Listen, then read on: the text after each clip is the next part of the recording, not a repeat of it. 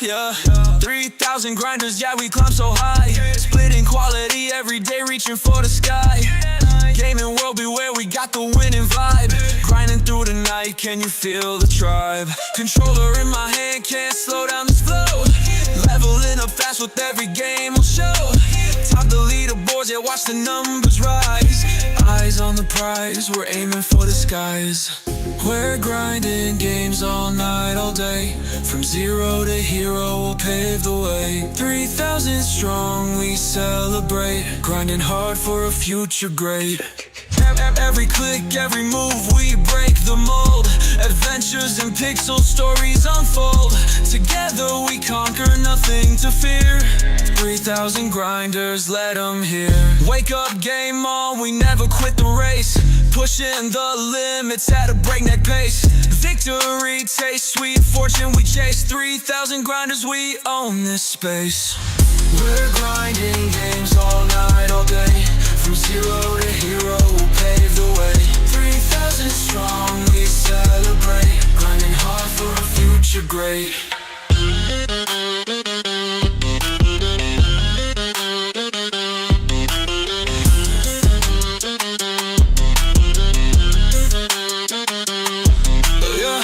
Wake up, game on, we never quit the race. Pushing the limits at a breakneck pace. Victory tastes sweet, fortune we chase. 3,000 grinders, we own this space. We're grinding games all night, all day. From zero to hero, we'll pave the way. 3,000 strong, we celebrate. Grinding hard for a future great.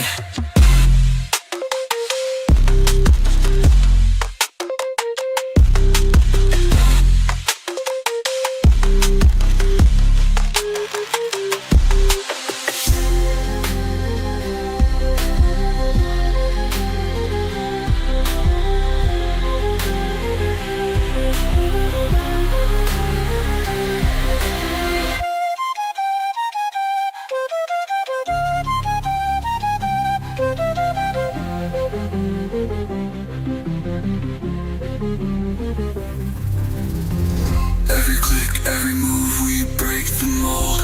Adventures and pixel stories unfold. Together we conquer, nothing to fear. Grinding hard for a future great.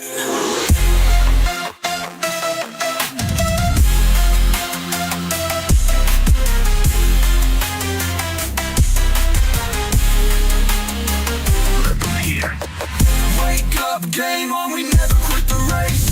Pushing the limits at a breakneck pace. Victory tastes sweet, fortune we chase. 3,000 grinders, we own this space.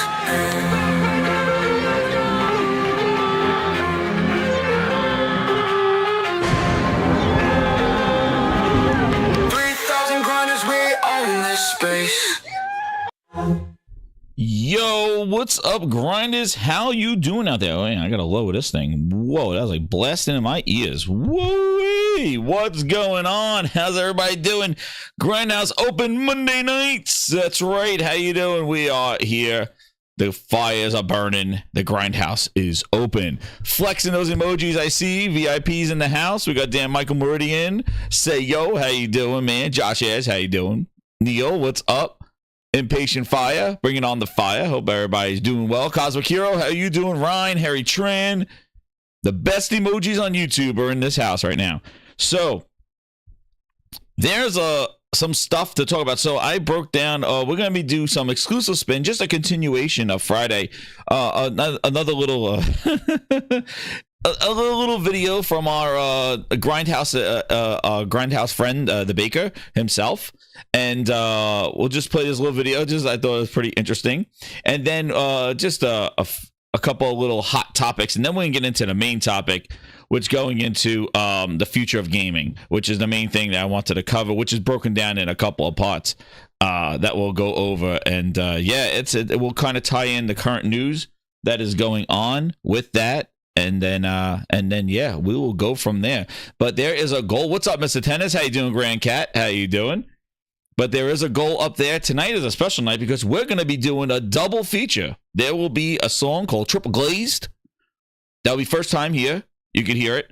Even if you're not an ultimate grinder or a VIP, you get the bonus. If we get that goal, you get to hear some of the Gaming Grindhouse music right here. And also, there'll be another one, a Grindhouse choice. I'll choose a song here. I think I have one that's in mind to go with the theme of the show, but it'll be a special song. You got two at the end. So that's that. And then VIPs be rocking with new music, and Ultimate Grinder's got some new music there. Yes, a double feature. That's right, Josh. So let's do that. A double zoinks. That's right, Clarence Jarvis. A double zoinks. We got to actually. I don't have to do it anymore. I got the best grindhouse, the grinds board here. Like zoinks. Yeah, Friday was more of a zoinks episode. Goddamn zoinks episode. Oh shit, not like that. But let's just start off with some fireworks. All right, why not? Hit that like button, grinders. Share it out. We are rocking, and let's just start with some fireworks. So the main topic here is just going over these, basically, the future of gaming. There's been so much stuff going on. But before we get into that, I would like to just go to the past a little bit and go and start with some fireworks here. With how this exclusive bandwagon, we know them as the Glazed Discord, how they've changed their opinion there. So let's just start off with a little bit of a bang. Grinders, if you're with me, hit that like button. Xbox. And why not tap into our good friend Cookie Monster, Cookie himself. Let's go, Cookie. Get in here. Where's Cookie? Where's my thing? Yeah. So this is not where is my goodness? I got so many things in here. What's going on? There, is that it? Grinders. There it is. There it is. Hey, Cookie! The glaze. That's right. So hey, this is a little bit of the glaze. Get ready to get that glaze emoji going. I like that name. Josh here is the Muffin Man. Is the Muffin Man. Let's hear how things have changed with this exclusives and how it's changed. Because I wanted, this is just a spin of just a little extra from Friday when I didn't get to cover it all. But let's here.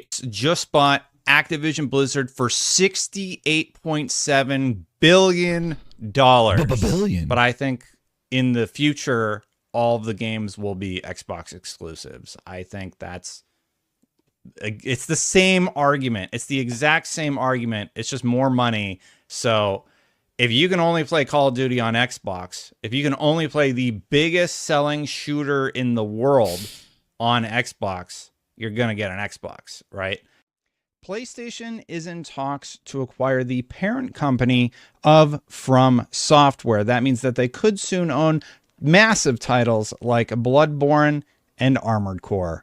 My concern lies with what does the future hold for titles like a Bloodborne remake or Bloodborne 2 or Armored Core in the future. This is one situation where it seems like most people online are left feeling a little bit uneasy about the idea of From Software being acquired. I think them purchasing someplace like From Software would likely mean that they make those titles exclusive.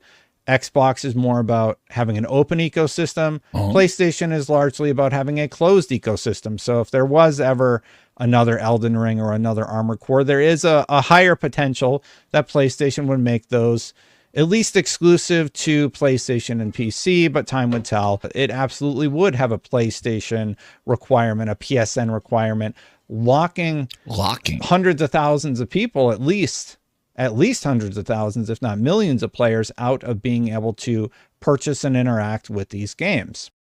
Xbox just bought Activision Blizzard for $68.7 billion. But I think in the future, all of the games will be Xbox exclusives. I think that. So just notice how things have changed. The words that he was using when PlayStation was planning, when there was this rumors of acquiring FromSoft, locked out, concerns, what happens to the games? There's the words. We're here. Let's just hear the beginning again. I want to hear if he uses those same words. Same argument. It's the exact same argument. It's just more money. So if you can only play Call of Duty on Xbox, if you can only play the biggest selling shooter in the world, the biggest selling shooter in the world. He's not talking about Locked Out yet. Let's hear. On Xbox, you're going to get an Xbox, right? You're going to get an Xbox. PlayStation is in talks to... You're going to get an Xbox. There's no Locked Out. He's like, I believe they're going to be exclusive. There's no concerns. Nothing. Grinders, you know what to do. Uh-oh. Uh-oh. I got the image. The Xbox glaze and the glaze at Xbox Discord to spread PlayStation FUD.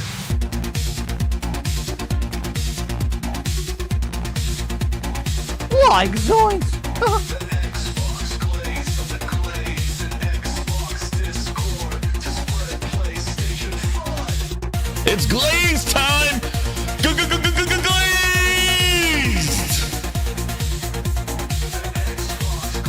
Glaze his ass.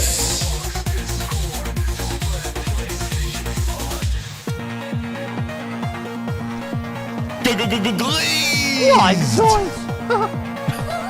Xbox glaze and the glaze at Xbox Discord to spread PlayStation FUD. Oh, damn. There's no concerns. Locked Out. He even says they'll probably put it on PC, and the difference, the glaze, and see, but and also the tones of the second with PlayStation's, like, the thing is that they're gonna lock them out. They're gonna make, they'll put it on PC and PlayStation, but they'll lock out. You were not the biggest Call of Duty shooter. You wanted an Xbox, you'll buy an Xbox. Glazed. But when Sony's in talks of acquiring and doing something, all of a sudden there's concerns, there's Locked Out, they're a closed platform. But when Microsoft just spent $80 billion, I think they're going to make everything exclusive. Imagine the biggest game of the year, the shooter, is on Xbox. You're going to go buy an Xbox. The excitement. And meanwhile, it's been the death of them. It's been Microsoft saying it's a business. Spent $80 billion. But I just thought that we'll just kick off this show with a little bit of glazing. You know, always got to start with about a little glaze. Need a little bit of a glaze. We're going to get into the double and triple glazes later on with a culmination of a glaze song, hopefully. We're going to be in there. But, man, we had a IGN. Oh, man, if you want to see something, yeah, boy, if you missed Friday's show, that was an IGN extravaganza, that one. What a disaster. What a train wreck. Oh, my goodness. They were talking about something. Please, tell them. It was a disaster, Ryan. It was a train wreck. Peter, tell them. It was a disaster, Ryan. IGN, train wreck. It was a disaster. Shout out to Ron M with the 5 VIPs. Welcome to all VIP and Who came in this thing? Annoying unknowable. Satya, the whole slate is back in the VIPs. Let's edit 2. Oh, damn, we on our way. We on our way to the next emoji.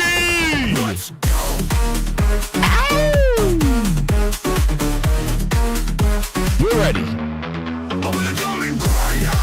We're ready. Thank you so much, Ron. I appreciate it, man. So, yeah, like the difference. Closed platform, lock it away. But anyway, I just thought that was just start off with a little warm everybody up with a little bit of glazing because we're gonna be rocking today. We're going to be rocking today.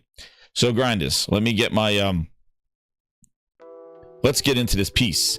So, one of the things I thought was very exciting, we'll talk about a little bit about Avowed. I haven't played too much of Avowed. I played about 10 minutes, and then I started yawning, and I went to sleep. Seriously, but I think it was just because I was playing late, and I really just couldn't get into it, and I was just like, all right, I'll come back to this. So I got to play some Avowed. I'll give you some impressions of it. Maybe I'll even do a live stream of it. We'll see. You guys, I don't know. Let me know in the comments if you want me to play this game. I really want to play Kingdom Come 2. Well, play, you know, Monster Hunter comes out, then WWE 2K. I gotta start making my executives again to do the annual Gaming Grindhouse video game executive battle royale. We know they do it every year, and we're gonna do it again. The executive battle royale. We got Phil Spencer, Herman Holtz, retired, Jim Gordon Ramsay Ryan, Matt Booty with the coffee.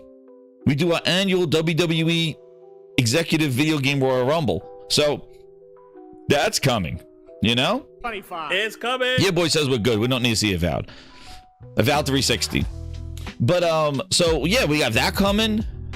So, and then Monster Hunter, which we'll go over some of that today. So there's a lot of, and Kingdom Come, man, I'm rocking that game. So like, I don't even know. I just don't even know if I want to play. I'm going to dip into it. See, I'll give you some impressions about it, and we'll see. But I don't know. I'm lost in one other RPG. I'm loving Kingdom Come 2. So and all those mechanisms. I know that Avowed is much scaled back, and that's not even getting me excited because I'm really loving all the things in Kingdom Come 2 that got that, and then Monster Hunter, and then 2K. So, oh no, we got mixed Herman versus Sarah Bond, Space Wolf. He's going wild. But there's one thing though that's in Avowed that I think everybody would like. Maybe you do want to see, but I found this on the interwebs. I don't know if you saw this, but apparently Avowed, somebody actually made, to make it exciting, they actually made You're my number one customer. Bootleg Kratos. Bootleg Kratos in the house. I can tell you something just from my few 15 minutes or so playing Avowed. I can tell you right now, already, I do not like the dialogue. I don't like that your character don't speak. I don't like that I get to choose these things and people just respond to me. I like how Kingdom Come 2 does it, where you actually select something that does it more of like a Mass Effect. So I can already tell you now that Bootleg Kratos, there he is. He's in Avowed. Bootleg Kratos. Go get him. Bootleg Kratos. Xbox, no. Field that. There he is. Bootleg. So, Bootleg Patrick Mahomes. But I can tell you right now, just from my initial impressions of playing like 15 minutes or so, or 20 minutes, I already had some dialogue, and I don't like that your character don't speak, and that you're choosing these things, and they just respond to you. And you do not talk. I don't like it. I like how Kingdom Come, when you actually select the thing, it does like a Mass Effect where it'll say like, try to tell them a story about this, and you hit the button, and then the guy goes on a dialogue that kind of gives that, the reasoning of that statement, which I think is very, very good. It's scoped. Michael Meridian said it was colonoscopy by Booty did his scoping. He went in there with the scopes and he scoped the hell out of it. I don't know. What's port begging? Oh yeah, is this? I don't know. But Bootleg Kratos in the house. There he is. There he is. He even has the shield. Bootleg Kratos. Is he even named Kratos? Can you name him Kratos? Is he even named Kratos? He's like, enough of me. Why are you locked up? And it's just so like, it's almost so scaled back where you choose the saying, and then it's just like the person's like, oh, and that's a blah, blah, blah, and they just go on, and it's like, well, what the hell did I even say? You got to read every single statement and know they're going to respond accordingly.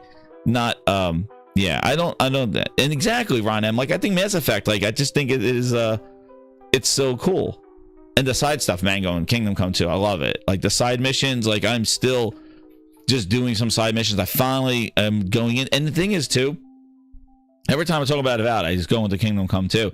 The crazy thing is that, like, they give you multiple ways of getting in. Like I chose the way of getting in to appease the guy that's carrying flour bags and stuff like that. Now I have a whole thieving mission that I'm gonna go on. Whereas I could have went the other way, and I could have done some other quests and went in through another way to get into the wedding. So it's so crazy. Like, not only do you just have a linear path, but then there's like two options of how you want to get into the wedding, how you want to appease one of the guests to get into the wedding, which is really cool. So like, even there's a choice to do that.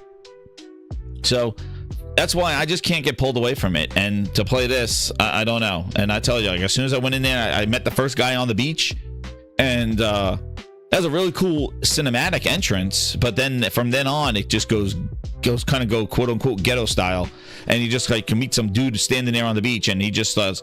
And as soon as I start clicking on my options, the guy's just like, I'm like, oh, my guy don't even talk. I'm like, Game Pass. As soon as I heard my guy didn't talk, and after I playing Kingdom Come, I was just like, this song played in my head. I was just like sitting there, and I'm just like, oh man. And Psychonauts 2. No. New games are coming Oh, not like this. This is about. 80s. So that took me out. So I gotta play more. Only 20 minutes, 15 minutes. Generic. What to play first and what to play But the bootleg is in the house. to ground, true and true. It's just another scaled back RPG, and some people might like it, but like I said, you can't. And then you see what Monster Hunter is getting.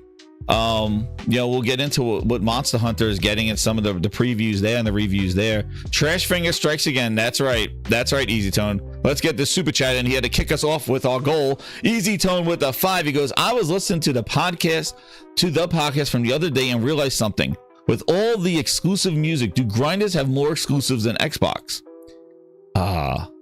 They do. They do get more exclusives. I do a better service than Phil could do with Game Pass. Easy Tone. Exactly. I make sure that you guys, when you sign up as a VIP or an Ultimate member, you get your value. I don't just put some emojis. I give you some extra videos, and I make music and make videos with the music.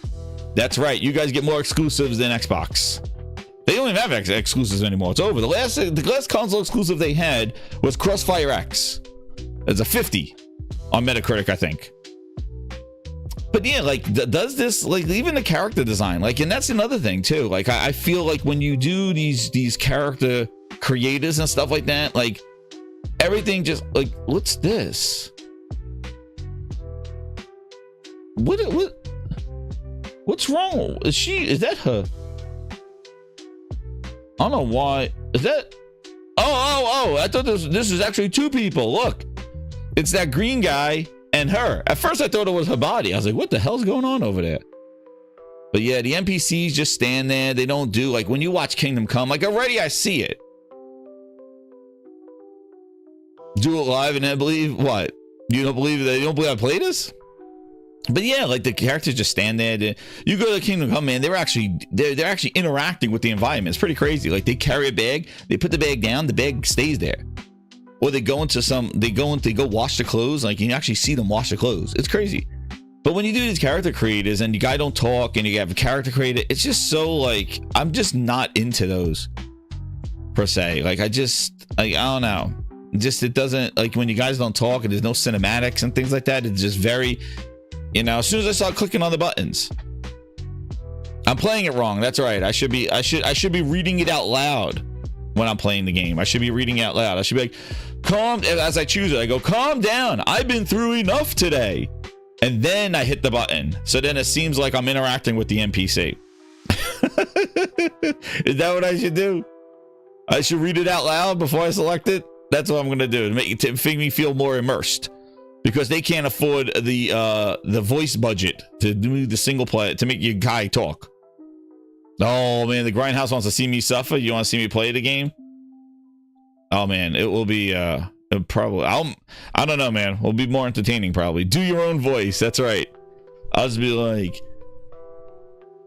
I'll be like, I'll do my reverb. I'll just be like, enough about me. Why are you locked up? I'm like a voiceover. I'll be my own voiceover. But anyway, Bootleg Kratos in the house for Avowed. Wonderful. Another thing that this is kind of just like the fast pass. We're just gonna run down some of these things because these are some things that I want to just touch on. So I went to the Xbox post here because people started tweeting this out. I was like, well, what's going on for this Xbox Wire about this game? And it says Altair Umia. New features explained in a surprise connection to Halo, and I'm like, oh, what is this? But everybody is not sharing this out because of the game itself, but they're sharing it out because Xbox in their own Xbox Wire post. I'm I'm not going to ask you to tell me when you see it, but tell me when you see it.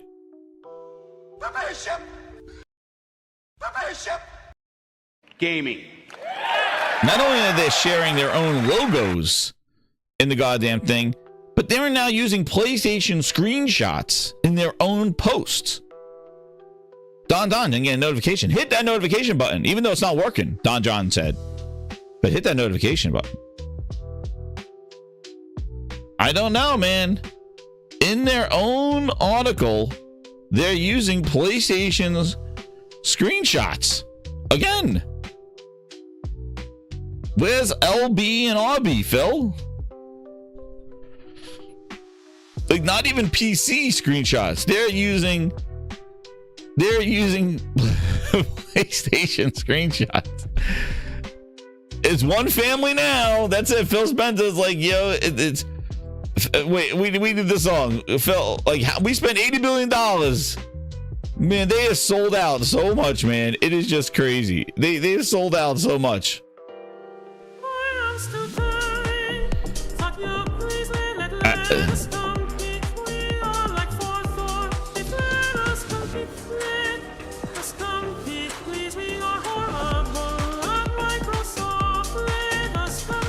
This game looks good though. Probably because it's shown on a PlayStation. Who knows? Where's the Series S version? This is on their own website. Game looks sharp though. But there you go. Good job, Xbox Wire. Don't even talk. Don't even make sure you're playing this game. Jeff Rubenstein. Oh, there he is. He's still there? As a huge Xbox fan, I'm thrilled to finally bring the series to the system. He told me via email. Get a PlayStation port, man. I just don't get it, man. Hey. Sony wouldn't even allow goddamn Ape Escape and Metal Gear Solid to be on a PlayStation. It wouldn't allow them to show an Xbox symbol on crossplay. But man, they're using PlayStation input screenshots, which is very interesting because you consider like these games be on PC and stuff. But man, Phil Zemo, it just was so just strange. But I guess they're not afraid about putting logos on there, so they might as well on their shows, so they might as well do that. And then this is something that I mentioned at the end of the show yesterday. Tony Hawk Pro Skater 1 and 2. There's some little Easter egg in Call of Duty. Call of Duty's worth something there. March 4th, 2025. So this was from the end of the show. I just got that screenshot, so wanted to just show you that as well. March 4th, it's coming. There we go. 25. It's coming. Remaster, remake. But yeah, so those are just a couple of the things. We talked about the Brazil one. And you know, the other thing that just came out that just can't seem to get a break. We say here, do never go full Ubisoft. But my goodness, and I said before about Assassin's Creed, I said, hey, Assassin's Creed, man, it is really gonna be the nail in the coffin, or the thing that kind of puts Ubisoft back on the map, or not even back on the map, but just save them. And it's just, dude, like, now Assassin's Creed apparently just leaked all over the place. The whole story, the whole game, people are playing it, and it's just not good at all. Let's see if I get into the thing about it here. It is crazy. Let me see.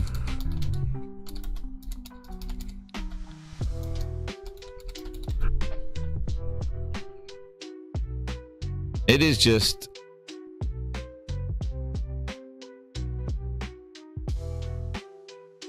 It's set to release on March 20th, 2025, and it's been subject to multiple leaks. So one of the significant leaks that surfaced in early 2025 was when the digital art book was uploaded online, revealing character designs, world concepts, and plot points. The leak originated from an unknown source, a Japanese adult comic website. Pause. The other leak now occurred in 2024. So they are like, it is leaking all over the place with Assassin's Creed Assassin's Creed Shadows, and I just don't know what to say, dude. Like they are definitely trimming the fat over there to be, you know, they are definitely trimming the fat there.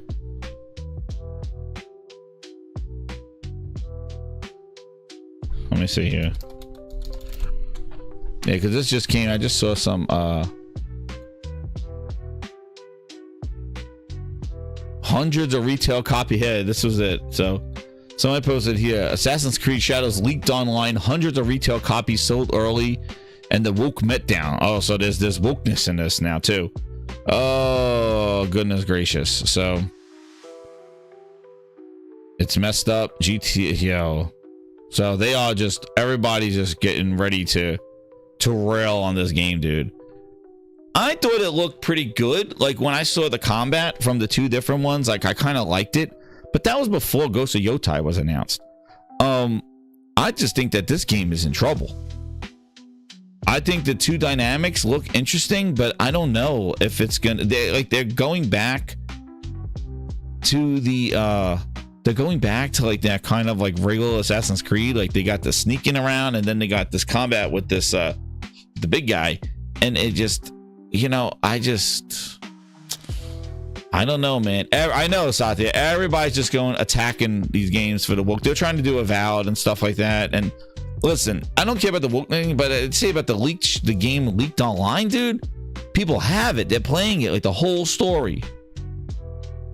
It's in trouble, man. It is not good, looking good for them. Like remember, they delayed this. It was supposed to come out. It was supposed to come out this month, but they pushed it out another month. So maybe it's in a better month for it, but man, it is just not good.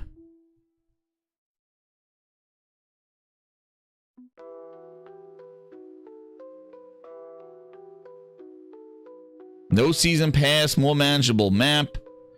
I don't know, man. I kind of liked it. I haven't listened. I fell off the Assassin's Creed games. Like I fell off of them. Like the last one I bought was Vikings, and that was just took me out of it. Like as soon as Ubisoft started going around, yeah, it's supposed to come out February 14th, Josh. Yeah.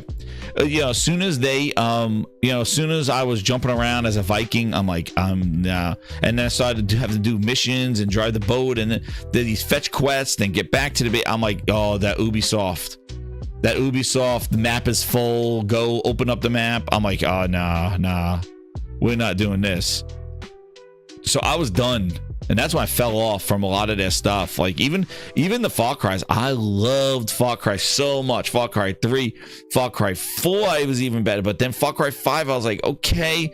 But 4, I really started rubbing me the wrong way. I came back for 5, and then that was it. 6, I put immediately down after my horse caught on fire, and I was just like, it didn't look good, Far Cry 6. And then New Dawn, I didn't even touch. I actually played it when I got it like cheap, and I started it up. I'm like, I was done. Because it's just a reskin of 5, just with some flashy weapons. The idea seemed interesting, but the gameplay. Oh, is he a Grums guy? I have no clue. Well, I just started looking up to see any information on the leaks, Michael. That was the reason why I brought that up. Because yeah, I just know that it was leaked, but I wanted to see if there was any more information about the leak. So his just popped up. But yeah, I don't follow him. I don't know who the hell that is. I just saw the image to bring it up there. I used Grok. Where the box is in. Grok is in the name, whatever the hell you call it, just to say what's going on with the leak. But yeah, I don't know. I liked it when they showed it. It looked pretty good. It looked pretty good when I looked at it. But again, we got to find out where. Like, it just sucks that they made kind of a Ghost of Tsushima or Assassin's Creed, which people kind of wanted before Ghost of Tsushima, and now Ghost of Yotai is coming out. Like, and trust me, if Sony drops a state of play with Ghost of Yotai details right around Assassin's Creed launching, oh man, I hope they don't do that, man, because Sony will have no chill with that. Sony will be no chill. If they drop any kind of yotai information around Assassin's Creed Shadows releasing, I don't know. Don John said it's better than Mirage. He'll be very happy. I didn't even play Mirage, man. I forgot Mirage came out. I remember they were going back to Assassin's Creed, like the original method, which I didn't like Origins either. Like, I did not like that RPG type style with the hit points and the bullet sponges, or the melee sponges that the characters were, and that you got to level up, and they leveled up. I didn't like when they put that into Assassin's Creed, so I skipped those. I played a little bit of those, and I did not like them.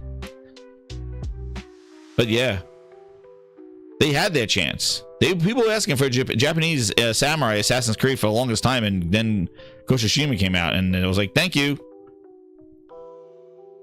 But Sony would be savages if they went in and did any kind of Ghost of Yotai coverage in March when this game comes out. But yeah, I don't know. Like I said, right now, my trifecta right now is coming up. I can't really even, March is coming up too. So this game leaks. I am sure if you care about the game so much, be careful about the leaks. If you care about the story and what's going on, but I just like when we do games, I feel that need to have more fleshed out side quest missions. They need to have more, like Ghost of Tsushima had some really good side quest missions. They had some, like, the story was engaging. It had some cinematic there.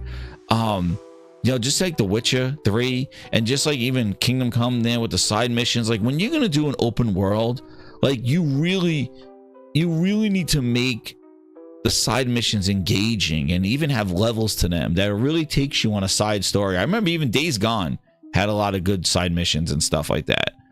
So I'm really hoping that they do that with Assassin's Creed, because I feel like a lot of their stuff is just points on a map, and it's really just to grind. And hopefully they flesh out this world. But again, I don't know, man. Ubisoft's in deep doo-doo. So I don't know. They were probably smart in getting out of February, especially smack between Kingdom Come and Monster Hunter, but we'll see in March if they could do any better. But fare any better. But if Sony drops any kind of information of Ghost of Yotai, a state of play or something like that, and they talk about Yotai coming out in a few months, like June, July, or something, I don't know, then they're in trouble. It's later this year, they're saying, Don John.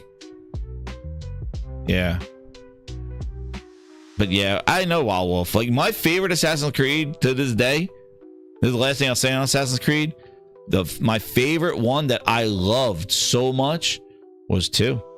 It was 2, and then I played some more Brotherhood, but it was friggin' Ezio, man. That Ezio was just creme de la creme. I loved it. That was my favorite. I played that more than the first, and then I started thinking I was gonna get an Assassin's Creed, and then I played 3, and I was like, Black Flag, I got into a little bit, but I really, 2, the Ezio, man. The Ezio. And then Brotherhood was good too, and then they tried to add that multiplayer to it. But Brotherhood was good, but that Ezio was the best one. That was so cool. Like, Leonardo da Vinci giving you, ways to, modding your weapons and giving you new weapons and things like that. Like, it was just so well written and so well done. And Brotherhood was good too. Yeah, those are my 2 favorite ones, and that was about it. After that, I liked the idea of the other ones, but they never clicked. Like Black Flag, it was just I liked the idea of the pirate ships, but just didn't stick. And then and 3, when you were in, I thought, like, the Revolutionary War, it would have been interesting, because I love that time period. I thought, Revolutionary War, Civil War, US, I think that was a really cool thing to go back on US soil. Like, that would be interesting, but it just And then Odyssey and Origins, they went into that stuff, and I really just couldn't deal with the gaming mechanisms that they did there with the grinding and stuff. But that's right, March has tons of games. Yeah, what is actually, let's just see. I just want to do a quick search. This is just a side topic. What Let me just see. What are the game releases in March 2025? Let's see. What do we have here? All right, so here we go. Let's look up the Grok. Grok is helping here. Oh my. Okay, so here we're gonna do a little rundown here. Let's see how AI works, because AI is one of our topics, so we'll see. March 4th, Common San Diego. Oh no! Where in the world is Philness San Diego? That's Phil's favorite game. Where in the world is Philness San Diego? What interview is he doing now? 2 Point Museum. Let's see. Split Fiction. Getting that. Phil Spencer's buying Common San Diego. That's his favorite game. Where in the world is Phil Spencer? So Split Fiction, I'm getting that. WWE, I gotta get it. Every year I get Phil Nest. I get WWE Nest. But I love my wrestling and I love the creative characters, and we got to do the annual Grindhouse Rumble. Rise of Ronin for PC. No. Here it is, March 20th. Oh my god, and it leaked now, almost a month before it releases. Man, that is gonna be a rough 20 to 30 days for Assassin's Creed, man. Eey. That's gonna be rough. That's gonna be rough. Bleach. There's that Altair Humana, which we just saw, using PlayStation screenshots, even though it's coming to the Switch as well. That looked pretty good, that game. Bleach, Rebirth of Souls, Killing Floor 3. Tales of the Shire, the Lord of the Rings game. A sim set in middle. Nah, they keep that. Then March 27th has a bunch of games. Atomfall, that looked pretty good. Survival Set and Post-Apocalyptic. Dollhouse, kind of. Ring World DLC. That's about it. So like, yeah, it's just wrestling and for me, Split Fiction. But Assassin's Creed, dude. Assassin's Creed. Shout out to Bal Dante with the 20. Damn. What's up, Bal Dante? How you doing, man? We're coming in with the kicking the door down at the Gaming Grindhouse. Sudoku for the win. He's saying Sudoku. Where's Sudoku? Sudoku for the win. Is that coming out? AI Limit. What's this game? This is a AI Limit is a Xbox skip. What's AI Limit? An RPG with cyberpunk flair? How did PlayStation get an exclusive? Sudoku. Where's Sudoku? Did I see it here? Did I miss it? Oh, to the beginning. There you go. Oh yes, Sudoku Remastered. There it is. There it is. There you go. Shout out to Bal Dante. He'll be busy on March 6th. Yeah, March 6th got a lot of good ones here. But Xbox got skipped on that one. They got to skip whatever this AI Limit is. It's another Tri-Hero. Let's see what that is. What is that? AI Limit. I have a demo on PlayStation. Oh. Hold on. So this comes out. This is another game skipped Xbox.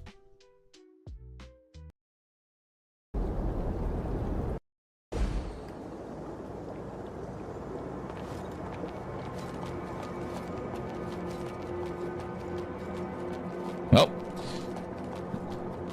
Hey Phil, all those interviews you do. Anybody ask you why they're skipping Xbox? Man, oh man. Phil Spencer, they're skipping you again. This game has a cool artwork.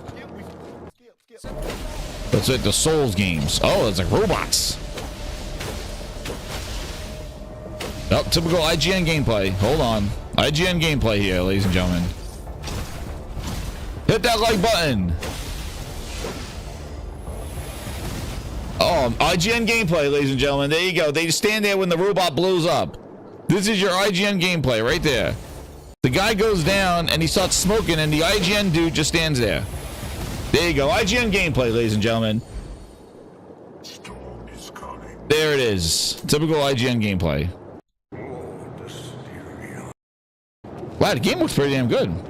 Not my type of game because I'm not huge into these Souls games, but This purpose, definitely looks good. I am offering But this is a you skip. parting gift. Now, make your choice. They got to get into that glazed Discord and figure out how they're going to spin these games not coming to Xbox. Will be the only salvation. There you go. for a broken world. Well, now we see that one. The Xbox don't get this one.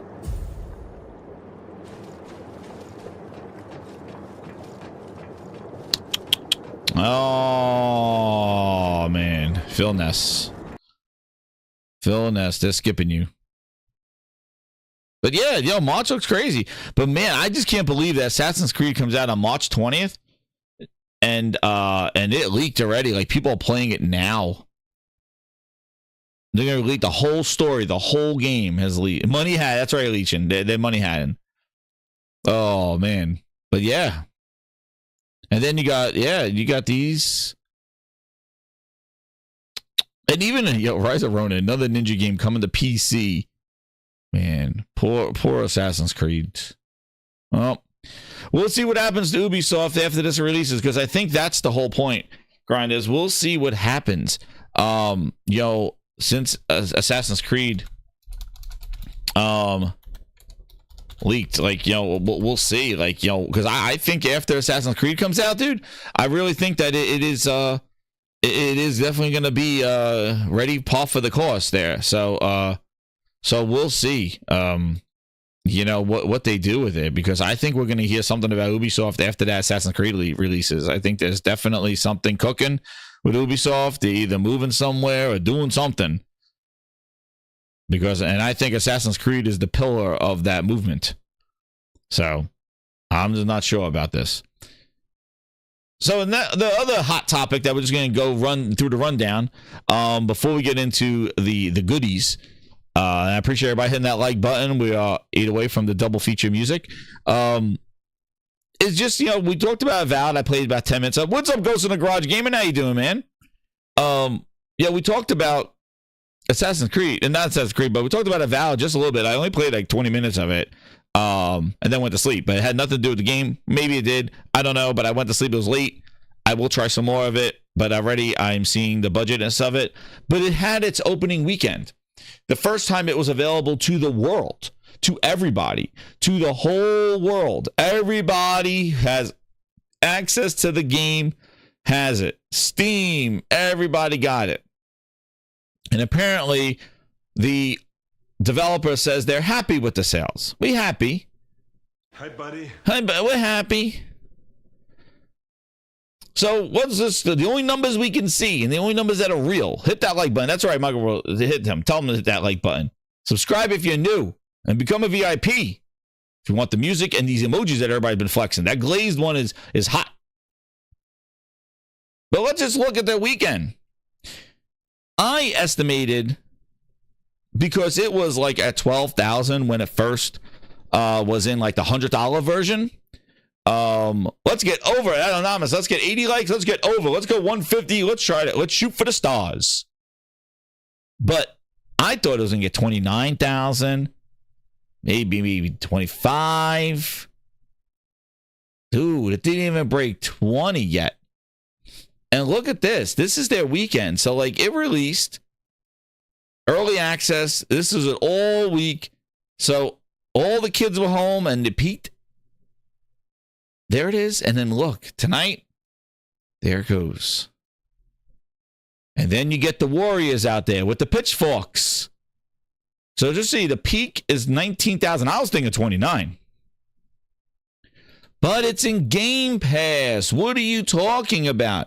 It's in Game Pass. That's why. Well, hate to break it to y'all. But let's compare games in Game Pass and look at those Avowed numbers again. Like I said before, Starfield, 330,000 peak. Game in Game Pass. Stalker 2, a game in Game Pass. 121,000 peak. Darktide, another game in Game Pass. 108,000 peak. Frostpunk 2, another Game Pass game at $35,000. But as they said, Wild Wolf, Black Ops 6 day one. it's a choice. Right? It's a choice. Some people said I wouldn't do that. Yeah, most people in this room have probably been used to spending 60, 70 bucks on it. It's a every year. Now, choice. if they're already subscribing to Game Pass, And good to go. But it's a choice. It's a like choice. we didn't say to any. This is what I mean. Somebody goes, oof, it's not doing too well on the weekend. Again, this is all the numbers we had. And then somebody goes, Game Pass. And then, dude, these games are on Game Pass. I showed this already. It's a choice. This is the problem. So compare that game with the games in Starfield. And then, like I said before, all these 3 games are on Game Pass. All 4 of these games are on Game Pass. And none of them have those avowed numbers. Even going back to Janky Jones. You know, look, I'm going to go here. You know, Indiana Jones. We got to go Indiana Jones, Jenks. Jeez, oh my God. Oh my God, Jenks. Janky Jones. All-time peak of Janky Jones was 12,000. The 24-hour peak is 1,000 people. The current players right now in Janky Jones is 682 people. The developers, friends, and family. Look at these numbers of the Janks. The pancakes at IHOP couldn't save them. And they're waiting for this thing to go to PlayStation? Oh, man. Janky Jones. I don't know, man. But these numbers, this is what I mean. Like, you want to know what the problem is? The problem is that the games you're making aren't games that people want to play. Janky Jones pancakes. He can't even... What this? Whoa. What's going on? Oh, shit. Flipping ideas like a wild dream. Eggs and bacon on that team. Janky Jones with a sly grin. Pancakes stacking tall and maple syrup drips so slow. Yeah, their magic start to grow. Janky Jones pancakes. I didn't do it. It wasn't me. Taste the flavor, it's divine. I didn't do it. I didn't hit the button. The music just started playing. I didn't touch anything. Breakfast dreams on a funky. Ow! What's this song? What's happening? Corporate talk, it's a twisty play. Serving up hotcakes every day. This is a good jam. Breakfast bribes, mix them up, feel those vibes. With the batter, scoop the gold. New ideas, never old. Watch the party flip and spin. Gotta dig those pancakes in. Sugar smiles and butter bliss. Every bite's a morning kiss. Greenberg drips and syrup streams. Blending worlds in breakfast scenes.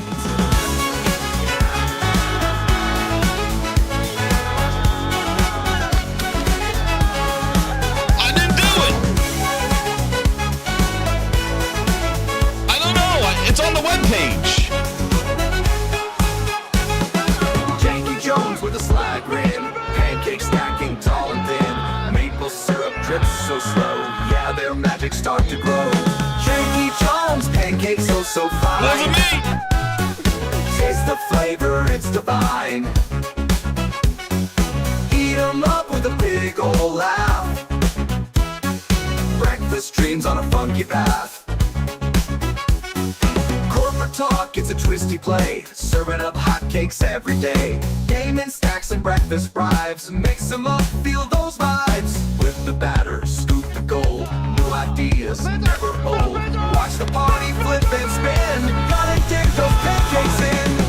Smiles and butter bliss. Every bite's a morning kiss. Greenberg drips and syrup streams. Oh, man. So I didn't know what happened. I stopped it. Oh, my God.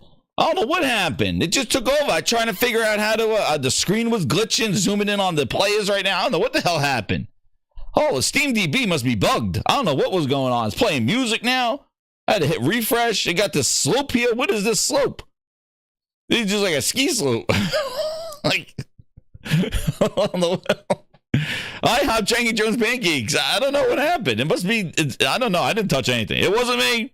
I didn't do anything. It's the website. It was glitching. It started just taking over itself. I don't know what happened. Hit that like button, grinders, for the glitches, because it kind of, it really, it added some atmosphere to these horrible numbers. See? S2N wants some pancakes right now. It's doing its job. I should put an IHOP pop up right there.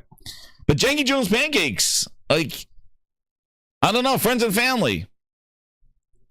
But anyway, like, go back. The numbers. What are these numbers? You know, I recall. Wait a second. What? What? Indie's the best Xbox exclusive in years, and specifically in 3 years. What? What was that? Indie's the best Xbox exclusive in years, and specifically in 3 years. Like zoinks! This is the best Xbox exclusive in 3 years. Zoinks better get out in the streets and let everybody know. There's only 12,000 people that play this game on SteamDB. 4 million, they said. Yeah, 4 million. That's right, Phil. 4 million in his sleep. And maybe he's counting the people that ordered Janky Jones breakfast as part of his counts. I don't know what the hell's going on there. I didn't do anything. It wasn't me. It was glitches. The best Xbox in 3 years. Shaggy's. Hey, Shaggy, grab a bucket and some Lysol. Scrub off my tires. There's fucking dog shit all over by the entrance. I'm supposed to be picking up scrap. Indie's You'll be the best picking up your Xbox teeth in exclusive another in second. years, and specifically in 3 The years. best Xbox, dude, they're prepping this game to come to PlayStation. They got this game coming to PlayStation. They're gonna have this. Yo, when is this game? We don't even know when Janky's coming out to PlayStation. My goodness. Well, when it does, it's gonna be like this.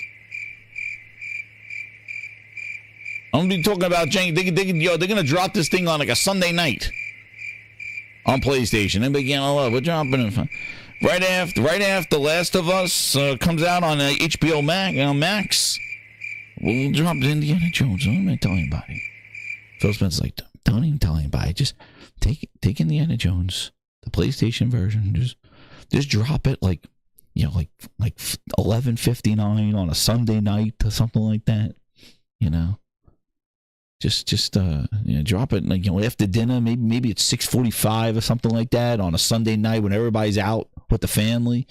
Just put it out on PlayStation. Don't even let anybody know. And maybe if they buy it, I don't know. Just put it out on a Sunday afternoon, Sunday night, something like that. You think they're going to have a rollout of this game when it comes out, dude? It'd be crickets. There's like 10 people there. It's like the amount of 682 people playing Janky Jones right now. You know who that is? Those are the play testers for the PS5. That's what that is. They're play testing it on PC to see if we get ready for the PS5 version. There's 600 people. It's amazing. Sales says Machine Games, Obsidian, Ninja Theory on the chopping block. Like these are like you look at even Hellblade 2, man. Look at even Hellblade 2. Like look at this reception. The devs, friends, and family. Hellblade 2 is the worst. 3,982 people peak on Steam. This game is everywhere. The 24-hour peak of Hellblade 2, 65 people. I'm going to tell you another thing. I went into Halo because I was testing out my computer. I booted up Halo Infinite. The free-to-play game that's available everywhere. I went and searched for matchmaking. It said the queue time was 2 to 3 minutes in Halo Infinite. This is in the afternoon. 2 to 3 minute queue. And that is a quick play. If you chose Big Team Battle, it was pushing 4 minutes. It said expected time, 4 minutes. Dude, you're talking about a free-to-play game in Halo Infinite, and it is taking a good-ass 2 to 4 minutes to find a game. The game is free. Tell me how long it takes to find a game in Fortnite, in Rocket League, in what is it? All these free-to-play games. This has 34, like, the reception of their games is dire. Is it Game Pass? I don't know, because if you look, you know, Game Pass did have numbers, but you got to think though, these games were primarily PC focused games. Starfield, you know, Stalker 2, Darktide. Like these games were definitely geared more towards the Steam PC players. So you put a game out that audience likes, they're most likely going to buy it there. So these games were on Game Pass, but these other games, dude, and that's why I'm telling you, and you know, for a game that's supposed to be a generational game, even 4,000 people sitting in Starfield is crazy. And you want to see numbers like you got Avowed sitting there at 12,000, Kingdom Come, like, you know, I showed you this, Kingdom Come 2, You know, look. You got 7. Look at this. 24-hour peak is 121,256.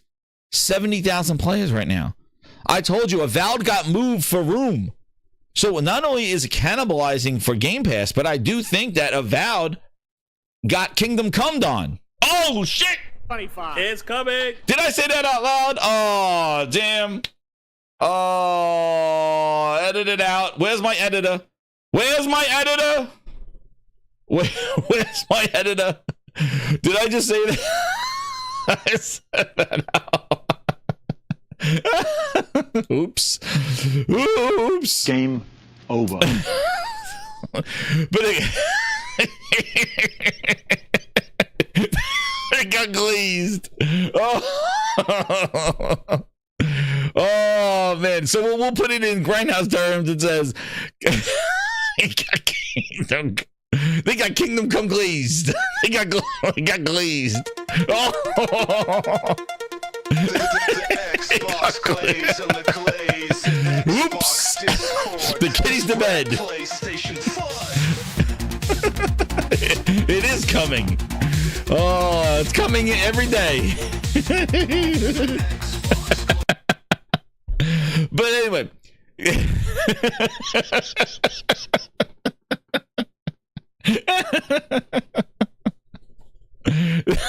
I can't try. Stop. But they got a lot glazed on them. Oh no, they got glazed.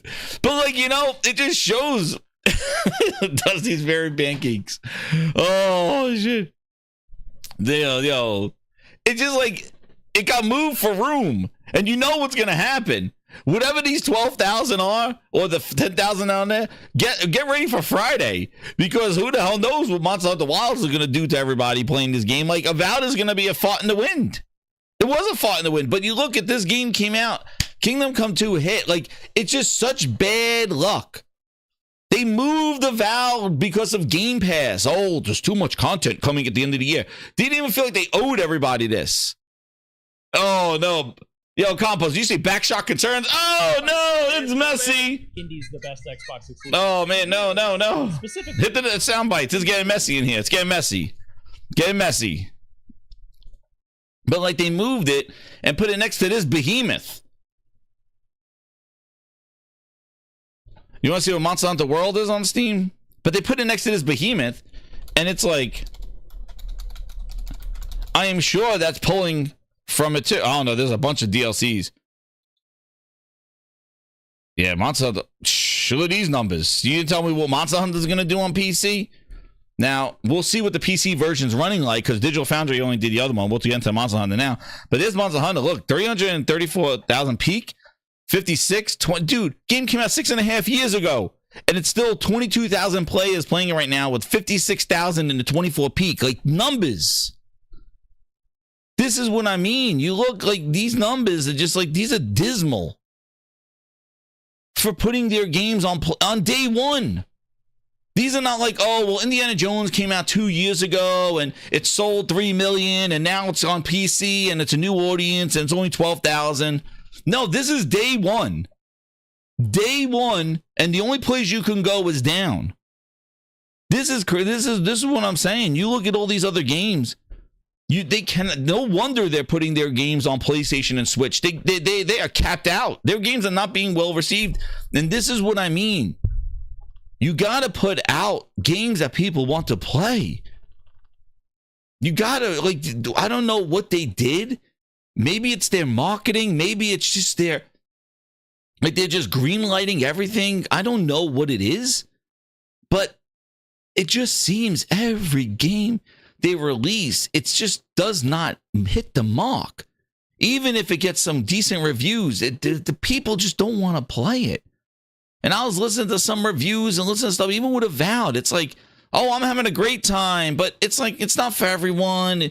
You know, it doesn't have this. There's no romancing. There's like this grind. You played enough in the first level and the first world, the biome. It's enough. And it's always like these just, like, yeah, I guess. Like, there's no FOMO. There's no, like, you got to play this game. You got to jump on this game and get on it. Even when it had a peak of Starfield, that was mostly the hype of the build-up to Bethesda's next big thing. But when people played Starfield, the reviews were hard. They were like, oh, this is not doing this. The load times, blah, blah, blah. Again, another game that hit hard, but it couldn't retain anybody. There's always just this black cloud of just check it out, maybe once in a while, and it just seems that this negative aura, and it's not no goddamn Xbox tax. It's just the problem is that they're just so uninteresting. They're the McDonald's of gaming, and I don't even say they're that McDonald's. They're even worse than McDonald's of gaming, but that's what they do. It's just crazy. But see, X-Hawk welcome here, our professional goggler. There he is. I made a distinction saying that if a game sold $11 million and 11 million copies and then was released later on, maybe the numbers would make sense. But this is day one, Janky Jones. This is day one. All right? This is the first time it's available to the world. And that's your peak? Same thing with Avowed. This is your peak? The first time that this game's available to the world? You muster up the 17,000, 19,000 it says right now, like that happened over the weekend. That's it. Spider-Man 2 was just on MPDs. Janky Jones fell off MPDs after December. It wasn't even on January. It didn't even make the top 20 in January, in December. But the thing is like Indiana Jones had a big budget. Like, that didn't even make the top 20. It didn't even sell. And it dropped off completely. And and then it wasn't even a top selling game on Xbox. Not even in the top 10 on Xbox itself. Indiana Jones wasn't there. It was nowhere to be found. Never existed. They showed up. They show a little bit on the MPD, maybe the first month, and then they're gone. Erased. Never to come back again. But these are the only numbers that we have. And you got to be sitting here going like, these are just, what's, there's, and what do you think? When Indiana Jones, there's 600 people playing right now. You think that PlayStation is going to like, Indiana Jones is going to sell like 3 million, 2 million over there? Unless there's some crazy hot DLC that they're going to associate with the game. But otherwise, I don't know. These numbers are just, they're dire. They're not good. And you got to imagine the amount that they're just hoping Game Pass does it. But they're mid games and they make excuses. Every game got a freaking excuse. It's craziness. But yeah, it's a weekend. That was Avowed's weekend. But man, these numbers, I don't know. I just don't know. You know, like I told you before, like these numbers are so low. There's a reason why they pivoted to put all their games. And wait a second. I do not want to engage, but I'm going to engage. X-Hawk Tour just asked a question. Is Indiana Jones a good game? Well, let me take my little finger here and press this little button, X-Hawk, and I will answer that question for you. Indy's the best Xbox exclusive in years, and specifically in 3 years. There it is. Is it a good game? Apparently, the best Xbox exclusive in 3 years. What was that? One more time. Indy's the best Xbox exclusive in years, and specifically in 3 years. I didn't say it. Like zoink. I didn't say it. All this is a download, Hawk Tour. Hawk Tour on it and download it. I didn't. It wasn't me. Goddamn, wasn't me. It wasn't me. That's why, as I mentioned before, hit that goddamn like button. This is the best soundboard on the YouTubes. That's right. Hit that goddamn like button. There you go. I added the clown music for extra effect, but the dude said that. So, ask me if it's a good game again. That's somebody from your Glaze Discord. Go tell them in the Discord. Tell them in the Discord that yo, we got to change and pivot. Avowed is the best game in 3 years. Oops. I played Janky Jones. I fell asleep at the Vatican. Oh, shit. You guys want me to look at... I really don't want to be comparing. I just wanted to show... But we'll look. We will look. But you know this game is... You know this game's blown up. Oh, please. We can't even. But somebody asked... The Grinder asked... Here's your Helldivers 2. Peak almost... Close to 500,000. For a peak for 12 months ago, for a year ago, there's 66,000 playing in 24 hours. 55,000, like, yeah. But that's a multiplayer game, so, you know, it is what it is. But talking about games for impact, that's the main thing. Games for impact. That's the thing. Oh, I got him, Alun. We got him. We got him. He's coming back to the grind board. But, you know, games for impact. That's the thing that they just seem to be missing. Like they don't have the game that people. It's like you gotta play this. This is just a universally just everybody has to play. Do something about it. They just don't have it. They just don't like it, and it's just they don't have. And like I said before, I said Starfield.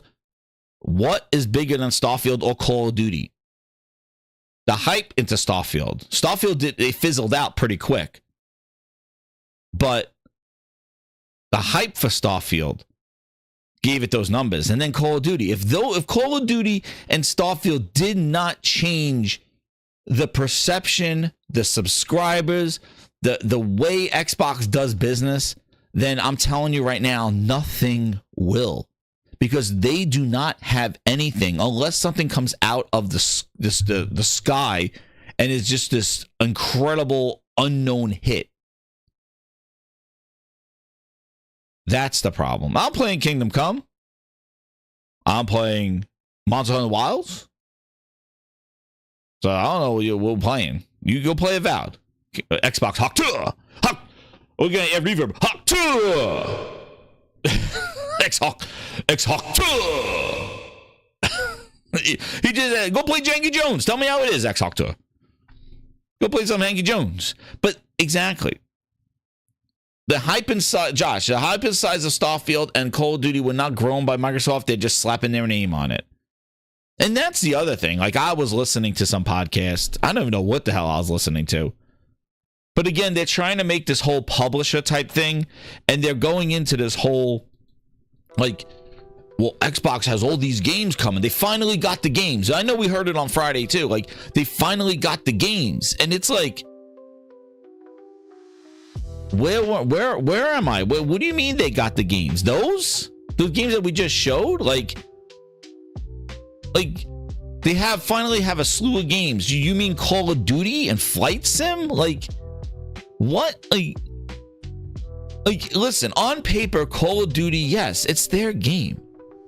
But you consider that Xbox turning it around and like, oh, now they're dropping games. We got Call of Duty, we got Flights. It's like, yo, if you really gonna ride that hill, like even Doom, Microsoft, these games were coming to their platforms anyway. Call of Duty was going to be there every day. Doom was coming to Xbox. Starfield was coming to Xbox. These games were all coming to Xbox regardless if Microsoft sends 7 billion, 8 billion, $80 billion. These games were going there anyway. These are not new games from acquisitions. It's just their name slapped onto it. So yes, it is their game, but that doesn't, you can't be like, wow, Microsoft has all these games now. It's like, yo, chill out, man. You want to take that spin, then good luck with you and your crazy people drinking that juice. Because in reality, the market does not, like Microsoft is not doing anything to these games to make it look like it's coming from them. They did nothing with Call of Duty to brand it as an Xbox Microsoft-owned game, except throw it in Game Pass. Black Ops 6 Day 1 Game Pass. Black Ops. That's it. They done nothing. They didn't bundle it. They didn't even do a custom controller. They didn't even do a custom Xbox. They did nothing. They put out a stripper glitter one. Nothing to bring them. They're not spending marketing to bring this as a brand. And then Phil Spencer goes on another podcast and goes, I'm not in the biz. I'm not trying to bring people over to Xbox anymore. He's going to meet them. And if you listen carefully, that's exactly what they did when they brought their games to Steam. Nobody was going to the Windows trash store. So they said Halo Infinite, Halo Master Chief Collection is going to Steam. We got to go to where the players are. Do you understand? These are pivots of because they made failed bets. These are pivots of failed bets. That's what these are. That's what they're doing. They made a choice, and people are not coming to their services, to their platform, to where they are. And because the gamers are not going to them, the only option they have to sustain their business and to stay relevant is to go to where their gamers are. That's on PC Steam, that is on Switch, that is on PlayStation. That's what they're doing. They did it when they moved the jump, because remember, they weren't going to Steam day one. They were in their own store with Xbox Anywhere. That's why their pitch now, the only thing they can offer is cross saves. And cross saves. Oh, cross saves. That's why I want to buy with Microsoft. Cross saves. Dude, we had cross saves forever. Now you're trying to make it a thing, but you want to know why? Because that's the only thing they can offer you. They can't offer you premium content. They can't offer you new games. They can't offer you shit in their service. Because now they're putting their goods everywhere. So how are they still trying to build a platform? And that's the problem. And that's what we're going to get into with the future of gaming. Like, what the hell's going on with stuff? But the thing is like, the problem that Microsoft has is that they're putting their product everywhere. Not part of their ecosystem. Like Phil said, take that 70%. But the problem is that he still wants to try to build a platform for developers and publishers and try to build a platform. You can't. How do you build a platform of games without exclusive games to that platform? You're not bringing people to anywhere. Instead, all you're doing is turning into third party, and you won't say it, but that's what you're turning. That's what you are. But you're a third party who still wants to build a platform. That's why it's going to fail. And you heard it here numerous times. This is going to fail. I wasn't so sure with Game Pass. I knew that it was going to dilute it, but I didn't know it was going to get to this. When I said about Game Pass, I just didn't like it. And I thought Game Pass was never going to be the quality games we're ever going to get again because of Game Pass. And we've seen that. Every game has a goddamn excuse. But the problem they have now is that they're going third party because they are putting their games on everything. There's no competition. They're putting it on everything. And Forza Horizon 5 is the first nail. Once they commit Halo and Gears, it's done. That is on direct competition to their consoles. And once that goes public and gets more pronounced, that thing's going to be gone. They're already pulling it off of shelves globally where they can't, where it's not selling those stocks and all that. Nobody's able to buy them. They're not even bundling their console. They could care less. I think they'd come out with one more revision, but we'll get into the hardware part of it. But the major problem as we get into the future of gaming is just to let you know, is that the challenge they have is how are they going to sell new hardware and a platform when there's nothing exclusive to that platform? It's generic. The only difference is that you choose to subscribe to get their games as opposed to buying them.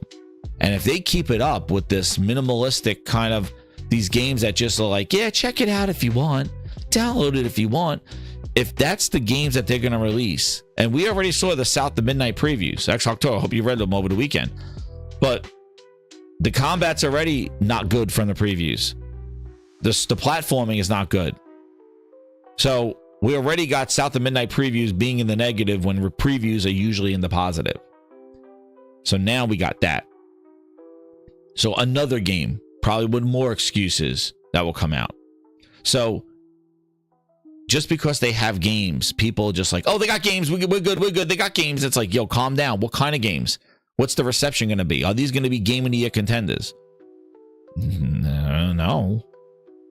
Because that's what they need. And people are like, well, it doesn't matter. It's just Game of the Year. But they need that kind of,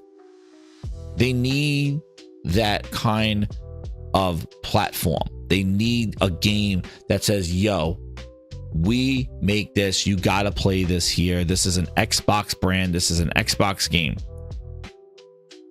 And they just don't have it. And I don't think anything in their arsenal that's coming up. Fable, Perfect Dark, like, yeah, I'm gonna check them out, but maybe Fable becomes a huge industry darling, but they need that kind of stuff if they're gonna try to build any kind of platform. Because that's the issue. Just go third party, put your games everywhere, call it a day. Do a Sega. But they're not doing it. They need that prestige. That's right, Log. But they need that to drive people into it. And they don't have it. Like these hokey dokey one-off kind of games, they're just not going to do it. And you know what's not going to really do it either? Which this is what I mean. This is why they bought publishers, because nobody is going to choose them. So something that, here you go.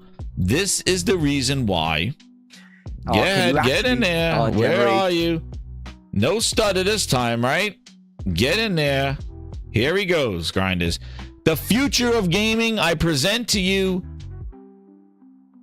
the software. And we're going to start off the software in the future of gaming. What is this future of gaming? Software. It's very important.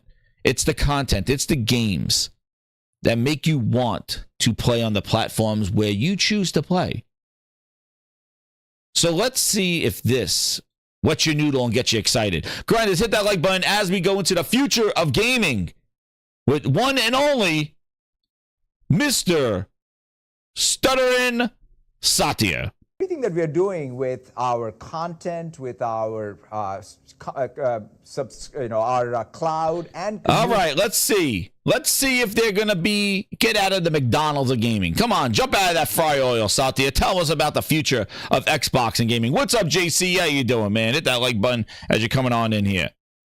What we wanted to go after was using gameplay data.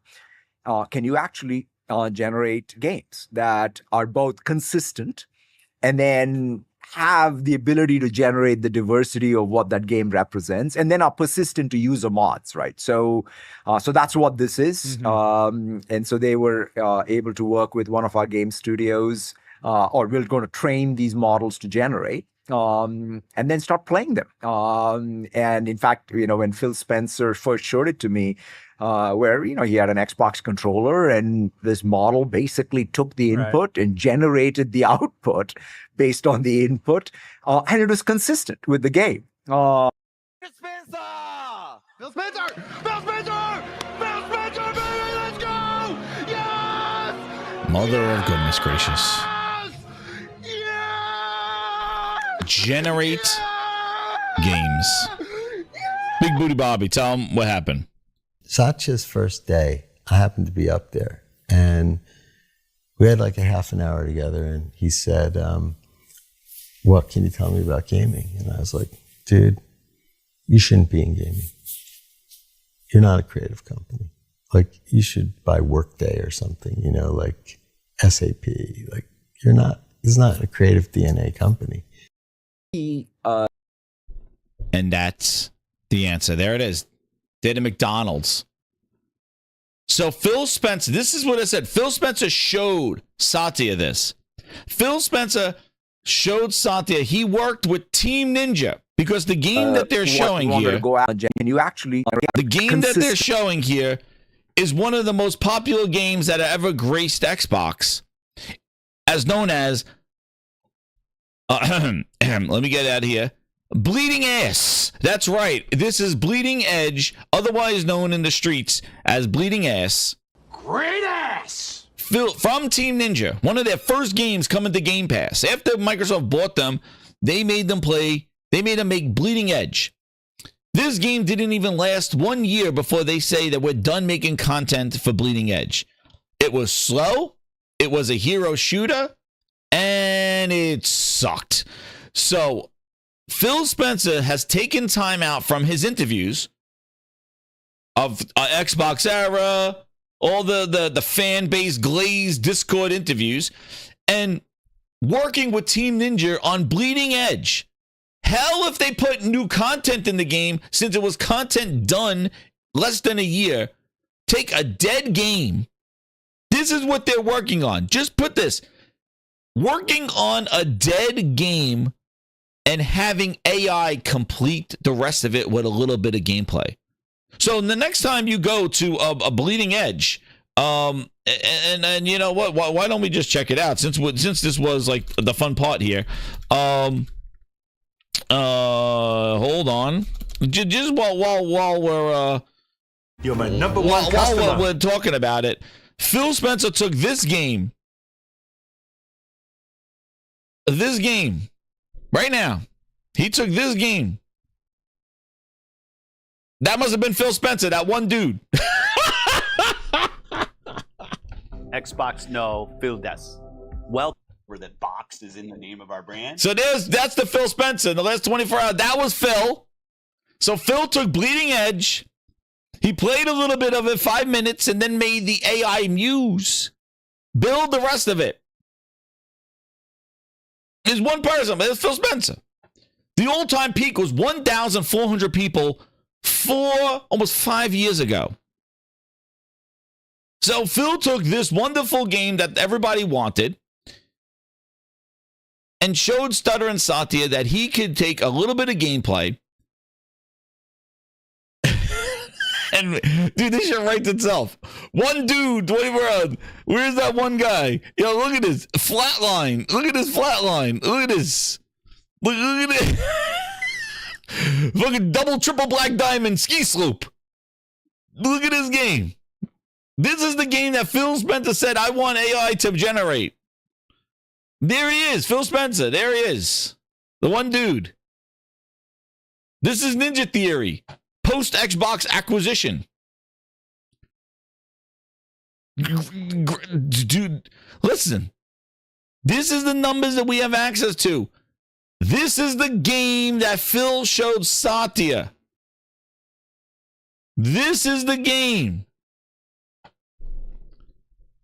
Easy Tone with the 2. He says, from trash finger to AI. Evolution of gaming trash. That's right. There you go. This is ultimate trash finger in the house. This is what they got. One dude. This is the game that Phil Spencer decided to show. We suck again. There it is.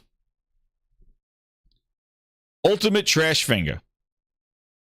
Not even Mac Booty is showing this to Stutter and Satya, but Phil Spencer showed him Bleeding Edge generated AI. I have no words. Satya doesn't.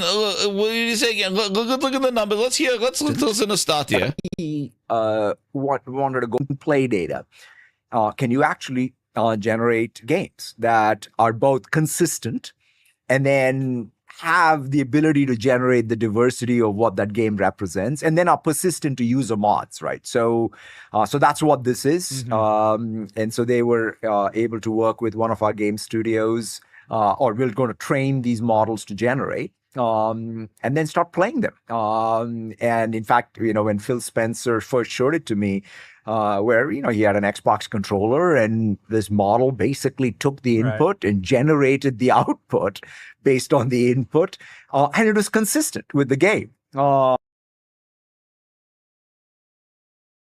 Now, about the future, let's think about the implications of this, because about the future. First off, Bleeding Edge is the game that they used to show this. Phil Spencer worked with Ninja Theory to bring Bleeding Edge. This is the Bleeding Edge gameplay. So somebody apparently played the game for a little bit. The worst flop in history, exactly. Played a little bit of the game, and then they used the AI to generate the rest of the game so they could play it. And it was consistent with the game. He took a dead game. This is what they're doing with Ninja Theory and Phil Spencer. Meanwhile, Janky Jones coming out there, like, putting his games on PlayStation. As an Xbox fan, does this get you excited? Satya doesn't know anything about games. And they showed Satya, look what the AI can do. Look at this trick. What? And I have to think, the future of gaming, is this the reason why you're gonna have like AI just make games? So what are you gonna have, like a dude, somebody just sitting there playing, they got to build one level to a game, and then all of a sudden you'll just have your AI develop the rest of the game for you? Is that what the plan is? Because that's what exactly they did here. They took a sample of the game, somebody playing a few minutes of it. The AI collected that data, and then it added more content to the game that you could play. That's how Satya values gaming at Microsoft. That's the value. Let's make a little bit, and we'll have our AI make the rest of the game. More with less. You want an AI generated game like that? When Sony's using AI, they're using it in their PISR, the PSSR, machine learning to assess the pixels to give higher resolutions. Stutter and Satya finds values in game. It just shows he has no clue how to incorporate gaming into Microsoft's vision of cloud and AI. This is the bullshit that they're working on. Rather than providing quality, consistent, that FOMO game, the game that you must play, and making sure it's polished and building IP and people wanting sequels and people wanting more of it, bringing back prestige to some of your IP, you got your studios and Phil Spencer wasting time taking a dead game with one person playing it in the last 24 hours and having AI extend the gameplay to it. Not even a game worthwhile.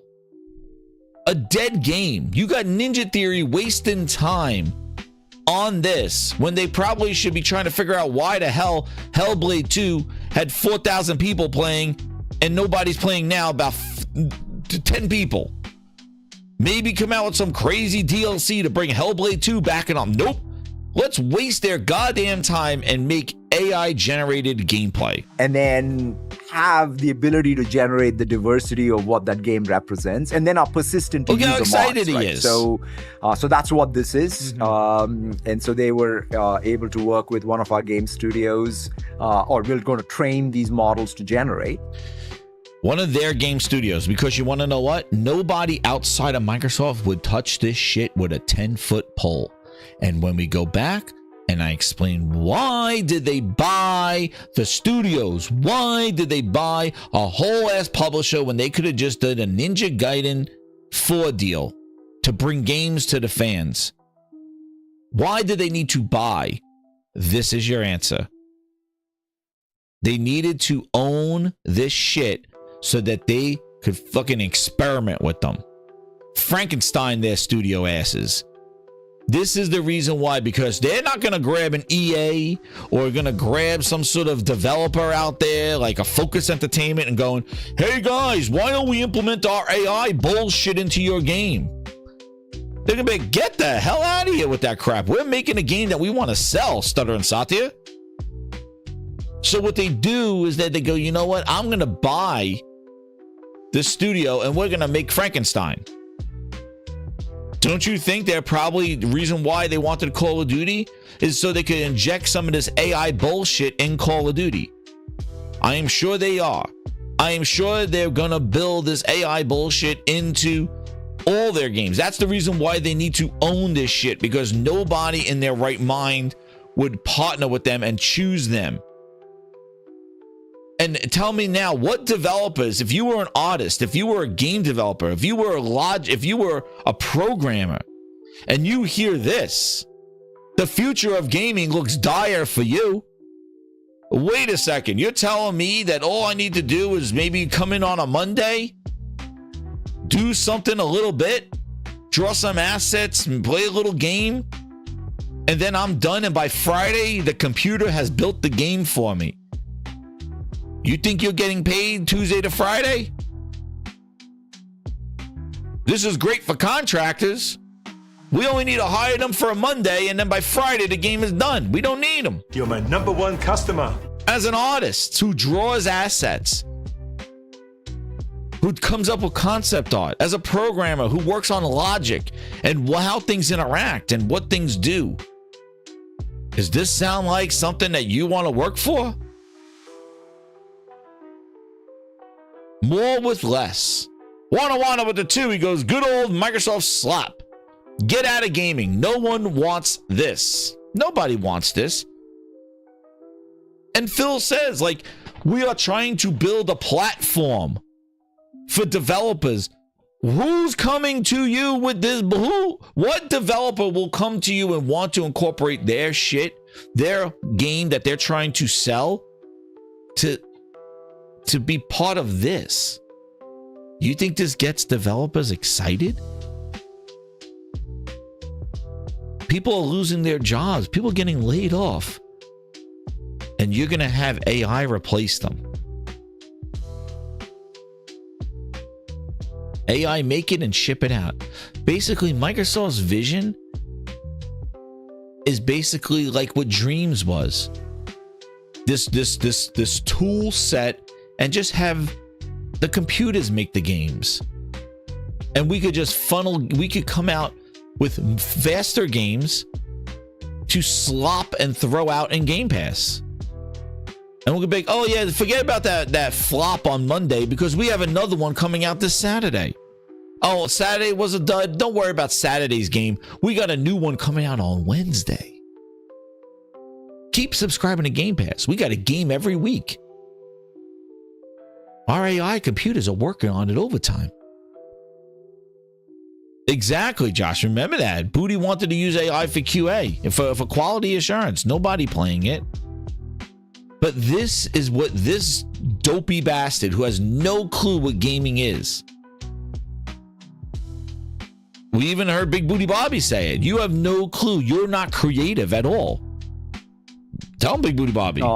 Sir, with the game. Satya's first day, I happened to be up there, and we had like a half an hour together, and he said, what can you tell me about gaming? And I was like, dude. What can you tell me about gaming? That's what he asks him, the guy who has Call of Duty. Dude, you shouldn't be in gaming. You're not a creative company. Like, you should buy Workday or something, you know, like SAP. Like, you're not, this is not a creative DNA company. You're my #1 customer. They're not a creative DNA company. They're not. They're a tool maker. They don't know anything about building the house, but they'll try to make a hammer and hope that you use their hammer. They're a software tool company. They're a big tool. That's what they are. They are a tool, micro tool. Wanna with the 2, he goes, AI will make games come faster, but are they good? Well, there you go. Wanna, just look what they did. They were celebrating all these games coming to Xbox, and they're like, Microsoft has all these games coming, and nobody asks if they're good. They're all right, it's okay. Buy Workday, exactly. That's what they should buy, Workday. They're a tool.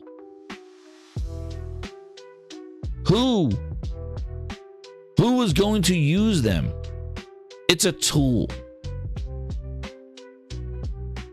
And he's probably thinking, wow, with this AI, we could go and sell this tool to developers who could then now, people will use this in their games and they can make levels. And well, he's already thinking about how Microsoft could sell this bullshit to somebody. And what they're going to use is their own studios that they purchased for $80 billion as the sacrificial lambs to demonstrate this stuff, because this is exactly what they did before.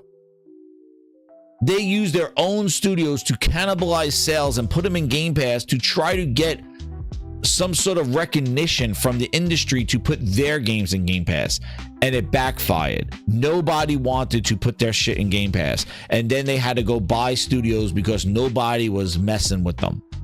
Nobody chose them. So they had to buy people to say, now you choose me. And this is the same thing. So their future of gaming is pretty damn dire in this software. This is not fun. They're going to have AI generate games. Why don't we use AI to improve the AI? We just talked about how Avowed is dead. It's soulless. The people just stand there. They have no routines. They just stand there and wait for you to walk up to them. They don't react to you. You could whistle in Kingdom Come. You follow them and watch them interact. Why don't we use AI to improve AI? Make the game learn from us. Imagine an open world game where you do stuff and people remember. And people treat you there and they are learning as you're doing. Imagine a game where you try to a Souls-like game where you tried to nerf it, you tried to beat the animation, but the game learns your gimmick, it learns your moves, it learns your tendencies. A fighting game where the AI learns from your moves, your habits. Oh, you always like to block? Well, guess what? I'm gonna do this. Why don't you use AI to make games smarter and engage more with the gamer? That's what I want to hear about AI. I don't want to hear this shit. I don't want to hear about how you're just going to have a set it and forget it, make the AI, you make games. Your games already suck. Now you're going to have an AI just make some games from some input? That's what you feel like the value of AI is? You could have made the AI learn, engage with us. Make the AI and learn from our movements, from our habits, from our tendencies, and become unique experiences for the gamer. That's engagement. A world that reacts to you based on your movements, your decisions, and not just program logic. I'm talking about a living world. Use AI for that. That's what a gamer wants. That's what games need, actually. Games need that kind of innovation. They bullshitted us last generation about AI is going to be improving. AI improves. AI is still dumb as shit. Because you got people programming logic and trying to come up with all these different computations as to how to react, what to do, what path to follow, what to do if somebody walks in here, then do C. Why don't you use your technology to make that easier and make that more dynamic that it reacts to us? That's what I want. Exactly. Corey Massey says it right there. The AI, that GT SoFi. Exactly. And even what they had with the Forza dudes, where they were copying people's things and it was, but those were just ghosts. But yeah, that GT Sophie, like it basically, that's AI. That's what I'm talking about. Put that in games because that's what we need. Imagine a world that lives on when you're not there. Like, think about it, a friggin' super powered goddamn what is it? The shit, now I'm drawing a blank. What is that friggin' game? Now I have this crazy idea.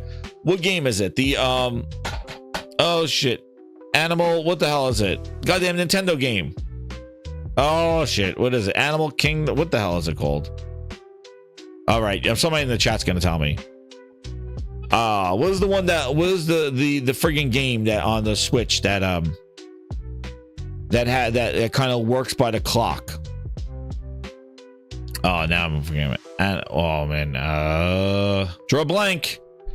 Somebody tell me. I'm delayed, so you can say it. I'm on a delay, so you could say it. Animal Crossing. Thank you, Jesus, Don John Sean. Thank you. And I'm gonna have a whole bunch of Animal Crossings now. Say Animal Crossing.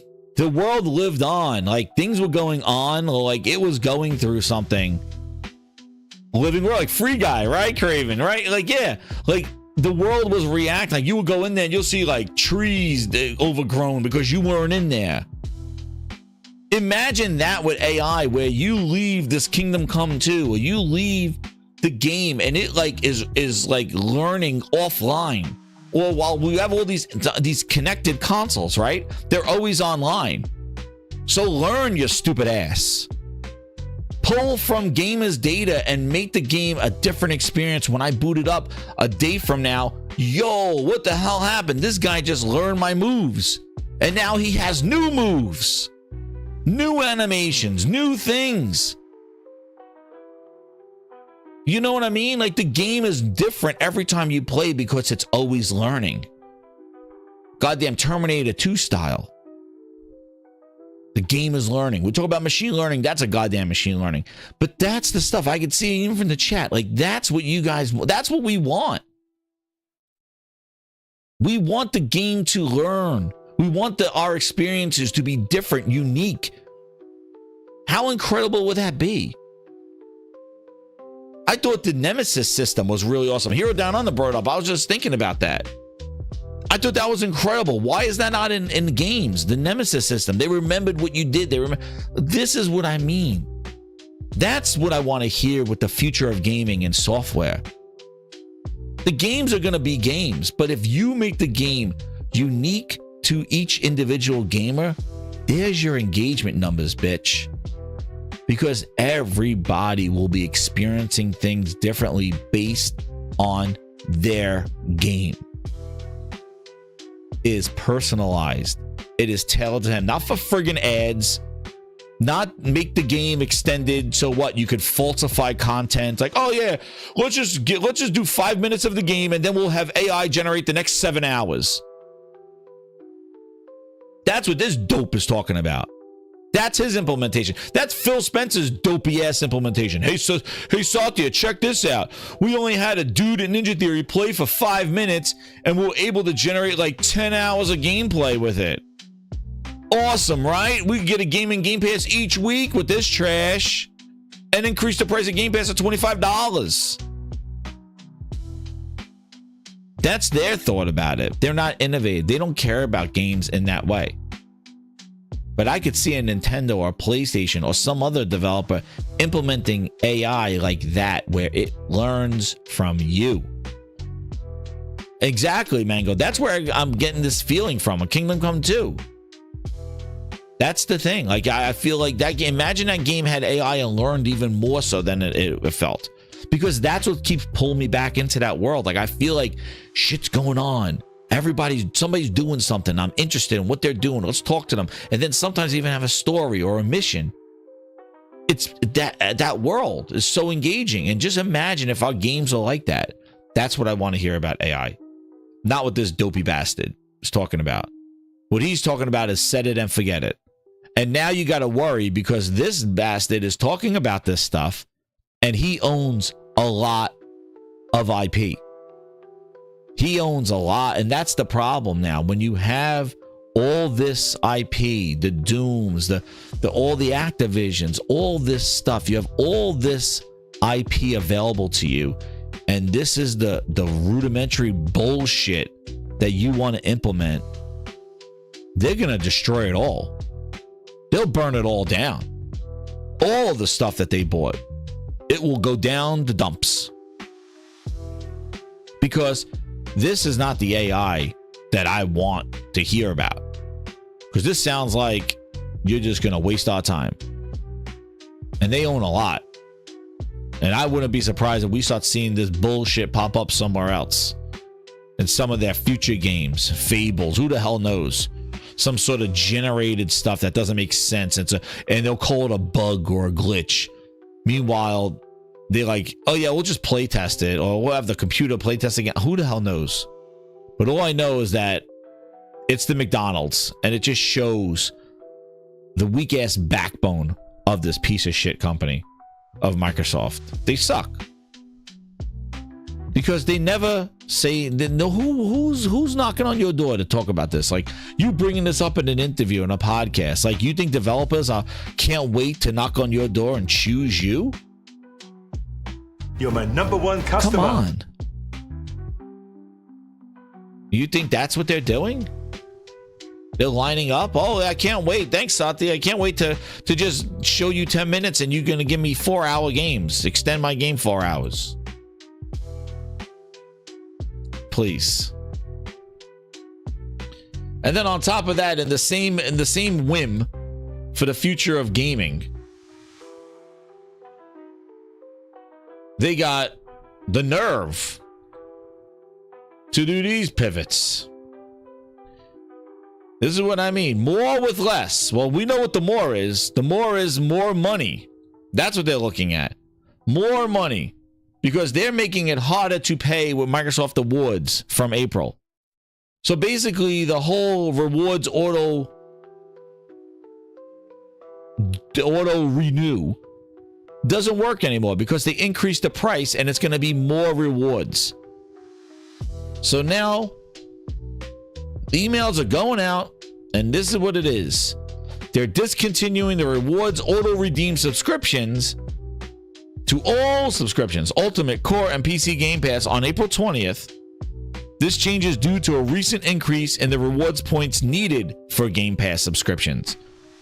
For Ultimate, Core, and PC Game Pass, you'll need to renew your subscription by selecting a new rewards auto redeem option after April 20th. So now it's more rewards now. And whatever your name is, for that, get ready for the big welcome, surprise. Doc Talks, to the Grindhouse. Thank you for subscribing to the Gaming Grindhouse. That's right. If you're new here, hit the subscribe button. We are moving to 3,100. So, more with less. Gordo, P23 with the 5. He goes, Gran Turismo. He's getting us to that goal. We're getting ready for a double music feature at the end of the show. Gran Turismo's already using learning AI with Sophie. Exactly. That's exactly. I just imagine they implement that in other games. But there you go. That's the kind of AI I want to hear about, not what Stutter and Satya talked about. And then they got the nerve to increase the rewards required for Game Pass. It's a business. No outrage, no podcast, nothing. Just a for your information going over there. And this is what they're doing. So, software and the future of gaming. That gets us into the subscriptions. And first into the software part. You know, one of the things too is that I feel with just games, and that's in said in games, I just think that that's an area where we could see growth. An incredible AI implementation of stuff. Because, you know, they talk about the graphics. They talk about, well, you know, using AI to increase performance and things like that. That's nice. But what about we use AI to make the AI smarter and engage with us? We got to 100 likes. Thank you so much. Let's get to 150 now. Let's go, grinders. We got over 230 people in here. Hit that like button. And there goes your subscriptions. You know, the next part of the future of gaming. Subscriptions. You know, one of the other things that made me bring up this topic of what the future of gaming entails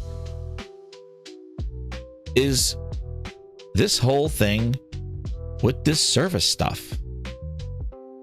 and seeing that they were going to lay off a bunch of the Marvel Rivals Studios developers for Marvel Rivals, which is a very successful game. But I think that that's just going to tell you there that even Hi-Fi Rush, it doesn't really matter if a game's successful or not. It's a different beast now. With software and services and subscriptions and free to play, like, we really don't know. We really can't put a button on it of like, hey, if a game is really good, that means we're going to get a sequel. That means the devs are safe. This is the problem with the industry right now. And the problem is because, you know, the problem is that we got all these big monster publishers owning these developers, and they don't know the games itself. We saw this specifically like with Hi-Fi Rush. It was a successful game. They shut down the studio and sold it off. At first, they didn't sell it off. They shut them down. Thank God Craft Hunt came around and bought them, because Phil put them in the streets, even though they had a successful game. Now you got the Marvel Rivals director. The team is laid off. We hear about all these service games, and this game actually broke through the mold and actually did well. And it says here, make your failed live service game, you and your team are laid off. Concurred. Make it successful, and you and your team are laid off as well. There's no rhyme or reason. What's up, Consumptive Soul? How you doing, man? What's up, Mary? How you doing? This is the problem here. We have no rhyme or reason as to why these studios close. We just want to make it simple and say, oh yeah, well, they made a bad game, so now they don't have it, and we'll shut them down.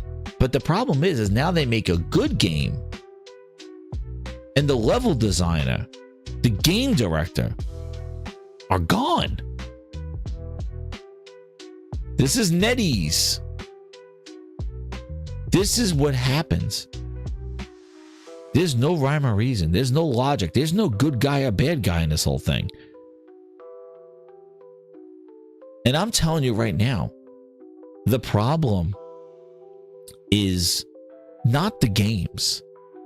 The problem is the corporations that own, the publishers that own these studios. That's the problem.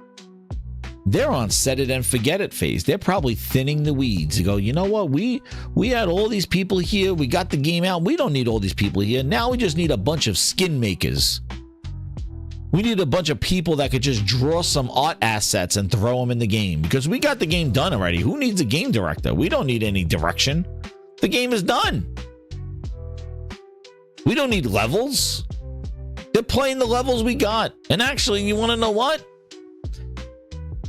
They needed more levels. They needed more game modes. That's the one thing I have to say about Fortnite is they changed their game around enough to make it entertaining. They need more stuff in these live service games. They need more gaming. This is the thing that I don't like about these service games. I don't like this whole, like, you get a game for free, it plays well, and then the rest of the game is just skins. For me, that don't excite me. I want new gameplay. I want somebody to turn it on its head. I want something new, and they don't do that anymore because they're afraid of losing their audience. So this future of gaming is very fickle, and it's corporate greed. That's right, Play Beyond. It's corporate greed. It's just decisions made by people that don't know anything or don't care about the games themselves. And I think it's going to sort itself out. Because I think gamers are fickle as well. You tick them off about something, or you nerf something, they leave and go somewhere else or go back to what they know. So I think the market will decide on what is done, but it's a shame. It is a very tough world in being a developer and a creator in the gaming industry. That's the thing that bothers me about the future of gaming here, is that is your heart and soul to games. It's the creators, it's the artists, it's the programmers, it's the people that have a vision, that want to share their vision and make it fun. And those are the people that I feel are getting destroyed in this industry right now. And it's all about who can buy who, and not about the creators themselves. And that's the scary part about it, is that the people, the heartbeat to the gaming industry is the thing that's getting stabbed. AI is going to create your game for you. You have a great game, but goodbye. We don't need you anymore. Now we're in set it and forget it. We're in set it and sail mode right now. We're in cruise control. Marvel Rivals now is in cruise control. That's it. Oh, we got it. We broke through. That's it. Put it on cruise control. We broke through the waves. We now made our place. Let's go. Throw them some skins. Put different color. The thing. Mr. Fantastic in purple and blue and red and green. And call it a day. Set it and forget it. Let it go. Cruise control. All right. We need a gray Hulk, a blue Hulk, a red Hulk, a purple Hulk. Just go. Put a Hulk with horns on him. Hulk with goddamn we'll make a Ragnarok Hulk. We'll make all these different Hulks. Just ship them. Somebody, can you draw a hammer, and we'll do all these different things. We're in that kind of mode right now. That sucks. But you got these big companies, NetEase, Microsoft buying them. You got the Embracer, all these big ass companies. And you want to know what's interesting is I see a lot, and even with Thresh put out there with the East versus West, it's really interesting with this, all these different hero projects, and this the Asian over there with China, and they're growing and developing. And even what Shuhei said, how they play on PCs, and that's a big market that's growing. And Phil said it too in his interview, that their growing market in cloud is in Asia. And this Asian influence, and we see with Stellar Blade, and we see with Phantom Blade Zero, and we see with these games that, that's one thing that I thought was really incredible was with Stellar Blade, was the pacing, the story, the music, the animation, the gameplay. Everything was hit. There was no pacing issues. There was no boring parts. The game worked.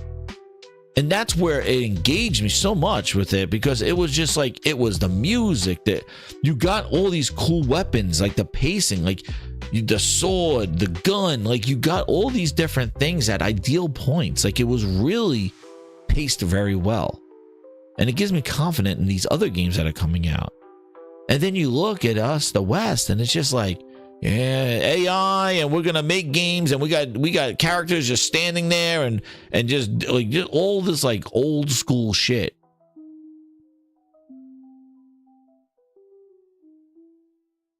And it's just crazy. And that's right, Mango. You see hunger from them. You see somebody who wants to make a difference, somebody who it's them versus the world. So if the future of gaming is people that are out there that want to make an impact and want to change things, and if it's Asia, it's over there, then I'm all for it. As long as you make some great games. That's right. Western devs, it sounds like they want set it and forget it. Brunch, no crunch. And you got these Asian devs. We showed the Stellar Blade Studios versus the goddamn versus the Microsoft Studios. Waving, playing. We have the Brunch, no crunch song. That's a VIP song, by the way, if you listen to it. Brunch, no crunch. And AI, I think, is getting thrown out there too much too. Like, you know, we just talked about AI and gaming and stuff, and I do think that all this AI shit in the graphics cards and the AI phones, AI is just out of control right now. Everybody, and it's just flooded right now. Everybody got their own AI. Google, you know, X has one. You know, Copilot they're trying to force that on everybody there, similar to like they do with like Microsoft Internet Explorer back in the day. But it's just interesting. It is interesting when you think about it too. Like, look at what Microsoft acquired. They acquired a lot of Western, like all that Bethesda, Activision, like all the American companies. And unfortunately, their quality is not there. And you come out and you look at Stellar Blade, you look at the demonstration of Phantom Blade Zero. You look at that stuff, and you got beyond what Sony is doing with their studios. Like, you got to oversee them properly to come out with quality. But if you just look what Microsoft bought, a whole bunch of just like the America, and it's just not there. So I don't know. Like, it is something. Like, Microsoft's like, you know, definitely they have this stuff.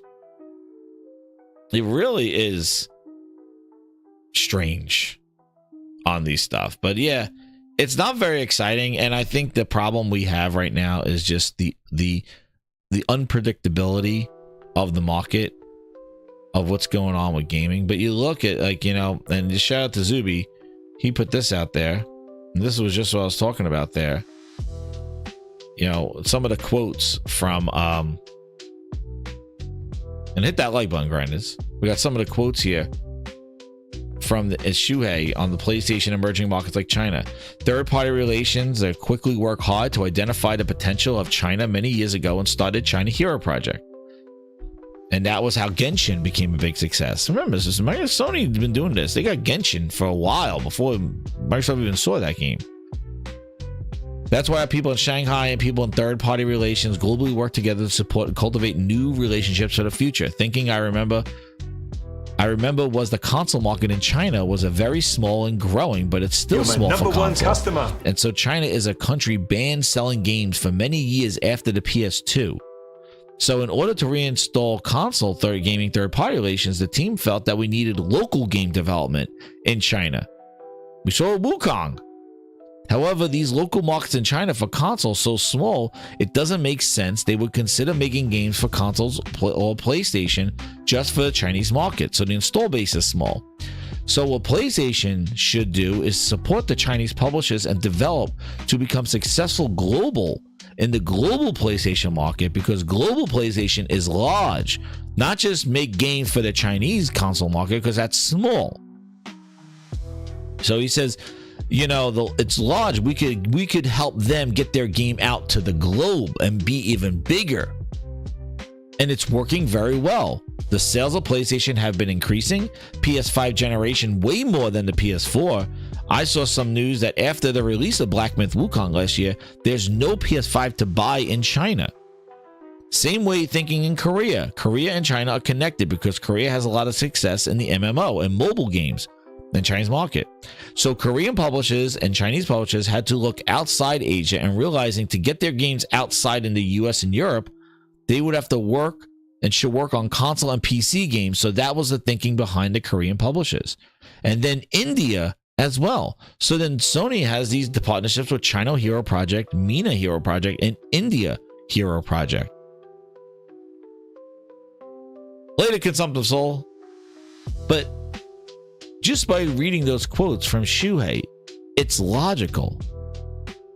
This is what you want to hear from these publishers that have this global impact. We will help you. We're not just going to make you make games for a small install base. We're going to help you get out to the masses with our system and on PC. Let's do it. And that's what the PlayStation did.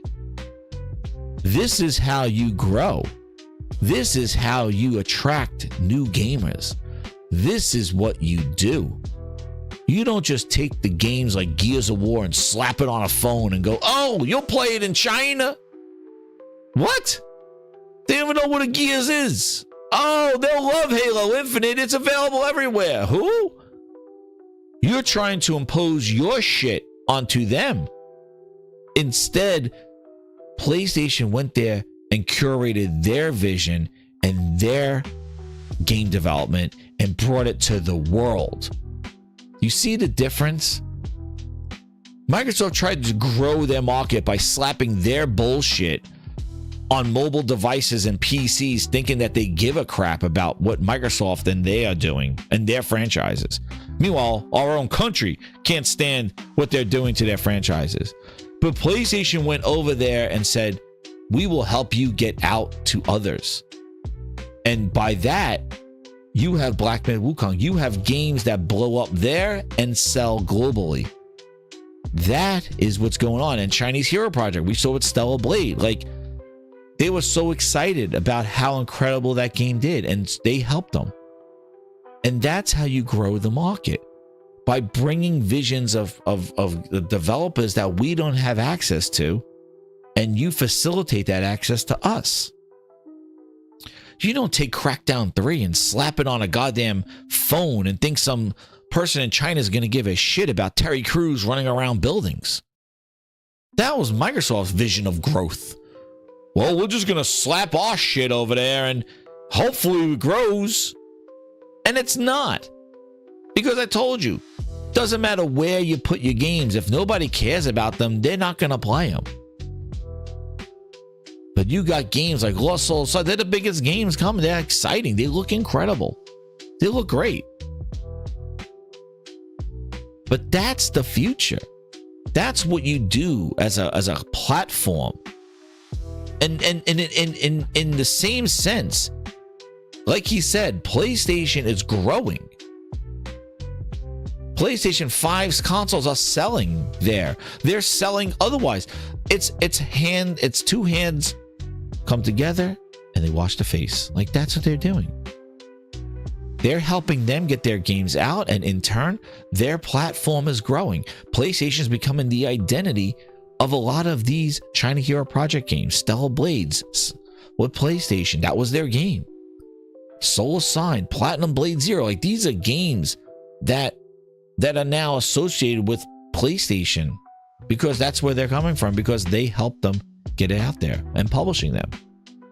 And they put it on PC as well because that's where that market is. They got to satisfy both aspects of it because he said the console market there is small.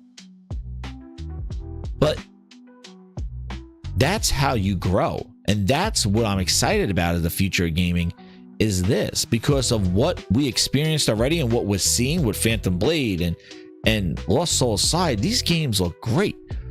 They're exciting. They got music. I'm going to tell you, Stellar Blade, the music, I listened to it in the car. I listened to that playlist. Like, that music is great.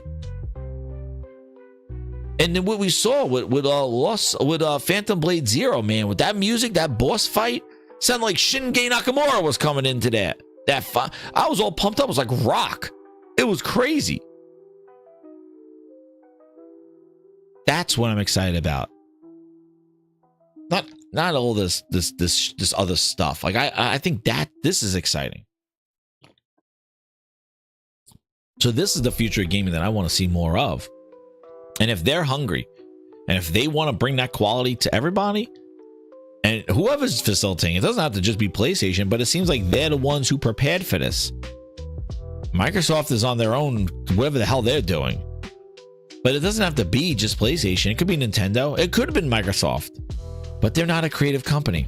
They can't help facilitate this stuff. Instead, they think, oh, we'll just slap it onto something there and they'll think they'll care about it. Shit stain. But yeah. But that's exciting. Like, you know, that definitely is exciting with the situation, with the future of gaming and the software and the services and everything like that, just to kind of close that part of it out. And as we go to the third pillar of the future of gaming, it's hardware. So we finished the services. We talked about subscriptions, services, the games, the software. Now, in the final part of the future of gaming, and what is it? Let's talk about the hardware. So hit that like button, grinders, as we go into the final tier, the pillar of the future of gaming, hardware, which is the fun part, right? So hit that like button. We are a few away from the double feature of the music, so definitely super chat it up, get that goal if you want to. Become a VIP, grinders. If you're hyped up, become a VIP. Use those emojis and get access to the songs. But we are now going on. Oh yeah, it's coming.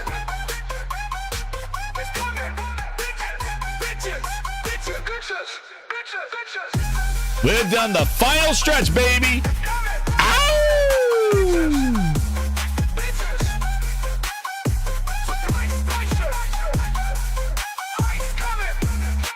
It's coming, and actually, it's already here. Let me show you this. As before I even get into the hardware, watch this. I told you,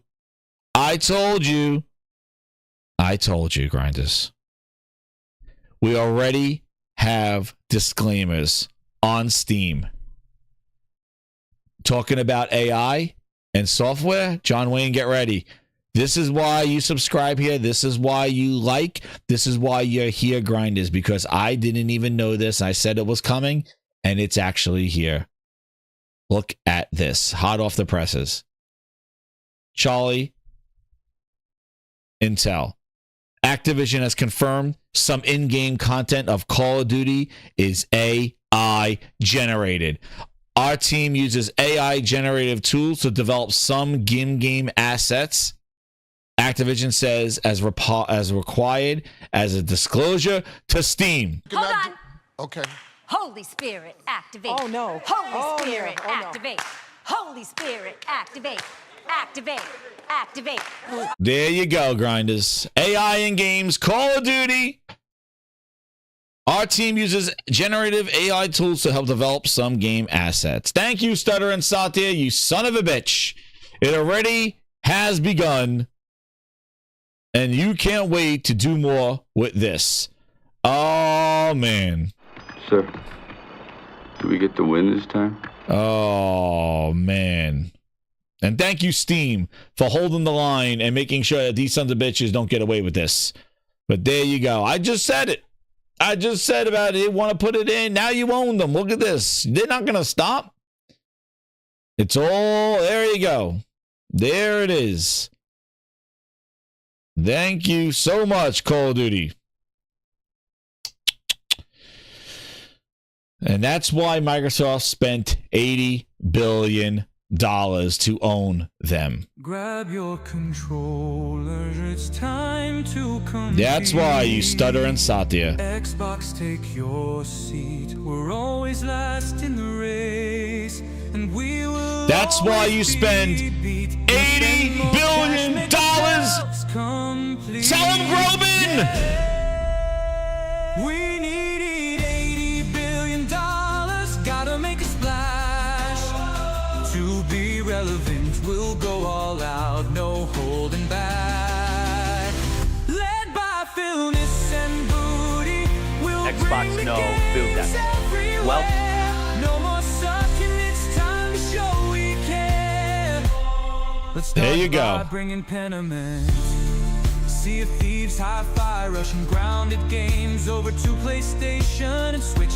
And we will say that exclusives don't matter anymore. And then wait when we get Starfield ready for the pitch. Big Booty Bobby and Lulu walked out with the bag, and now we're left with all these IPs. What the hell are we supposed to do?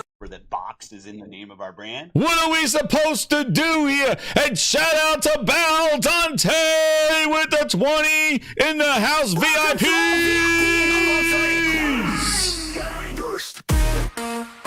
Ow, we got 'em all. Get 'em, baby. Welcome to all the VIPs coming on in here. Use those emojis. Let's go.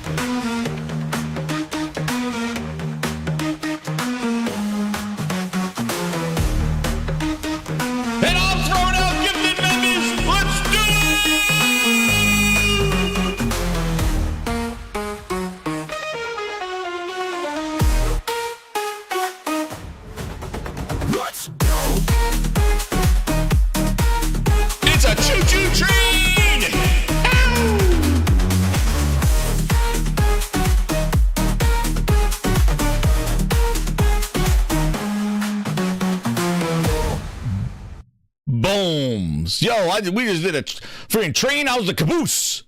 It was a VIP party. Use those freaking emojis, baby. Thank you so much, Stephen Leon and Baldante, man. They heard that Josh Groban song, Tears to Their Eyes, and they generously gave donations of the VIPs. That is huge. We are on our way. That is a 45er. We are on our way to almost to the next emoji. That is craziness. Shout out to everybody. Thank you so much, Stephen Leon and Baldante.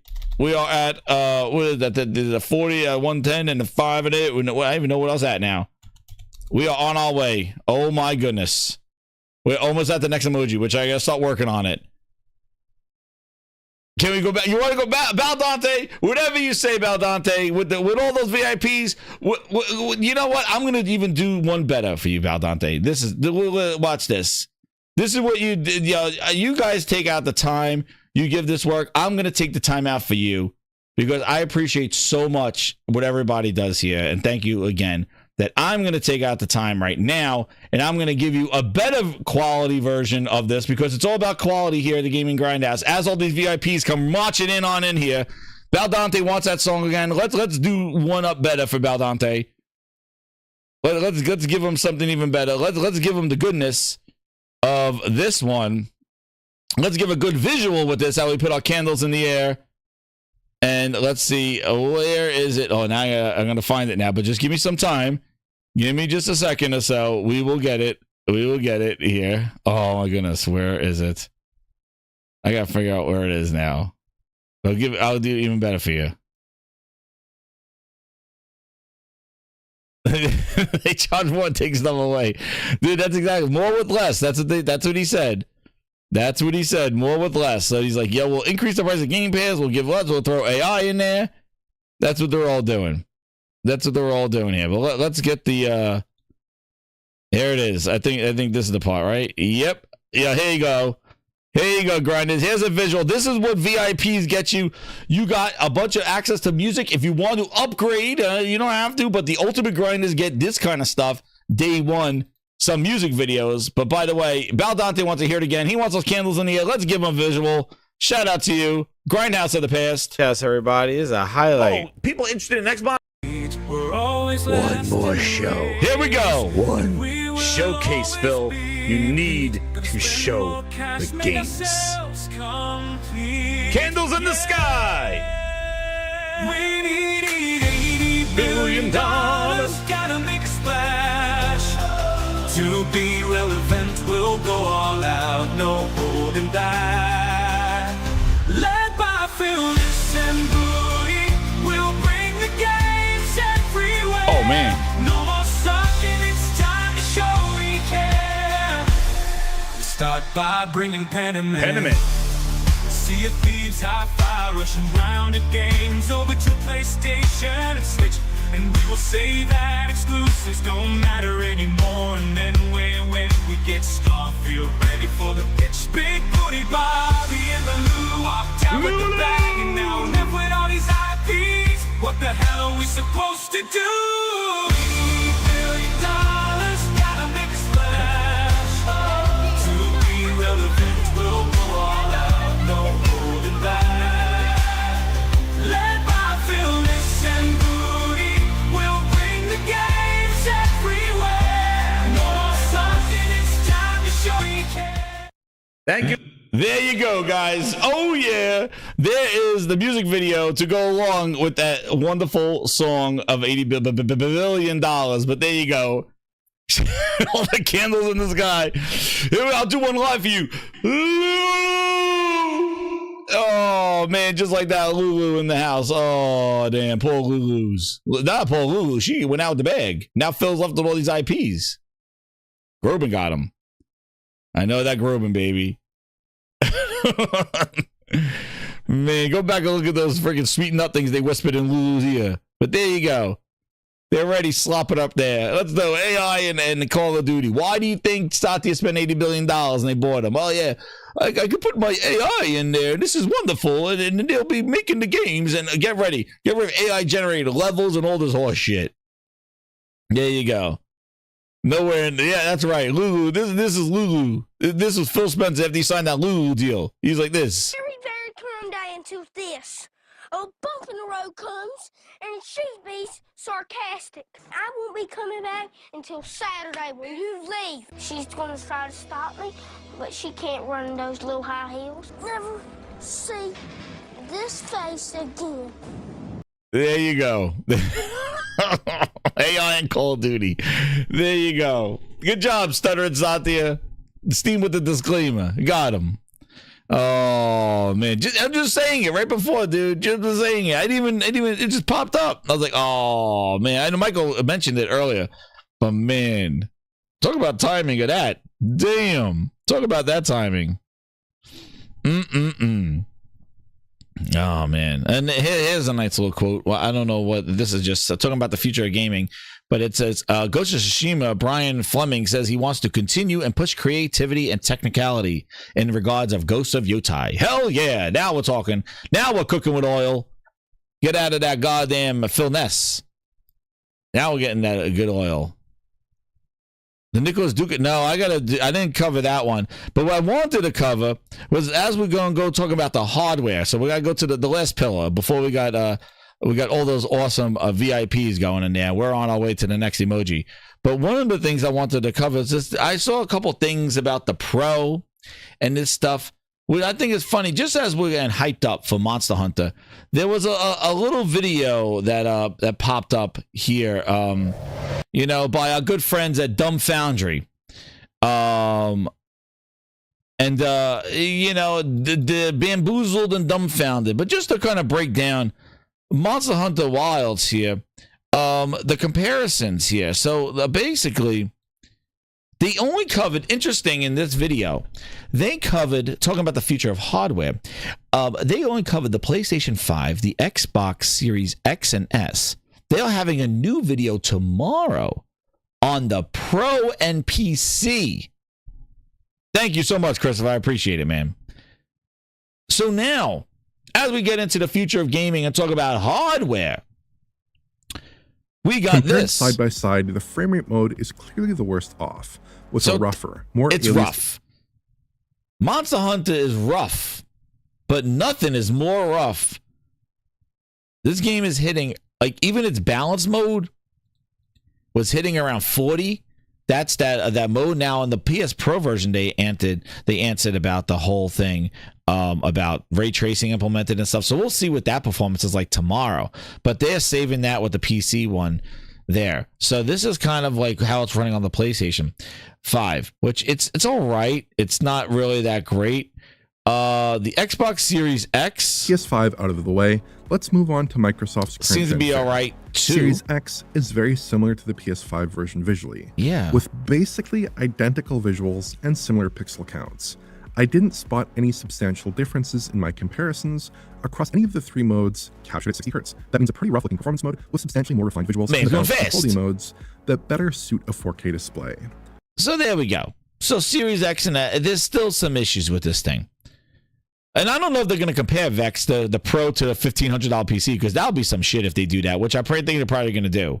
Rather than well, I don't know why they didn't put the Pro in here with the consoles. You're right, Vex. Like, I don't even know why they saved the Pro and PC for tomorrow. Why are they doing that? Well, because they're part of that goddamn Glaze Discord. Alex Bugaga, you know where he is. New VIPs, you know what to do. Xbox Glaze and the Glaze at Xbox Discord to spread PlayStation 5. You know what to do. If you're a new VIP, you hear this song, it's glazed emojis in the chat. Of course not. Wouldn't you love to see the Pro versus Booster, the Series S? You know what to do, new VIPs. You got a job to do. A wall of the glazed.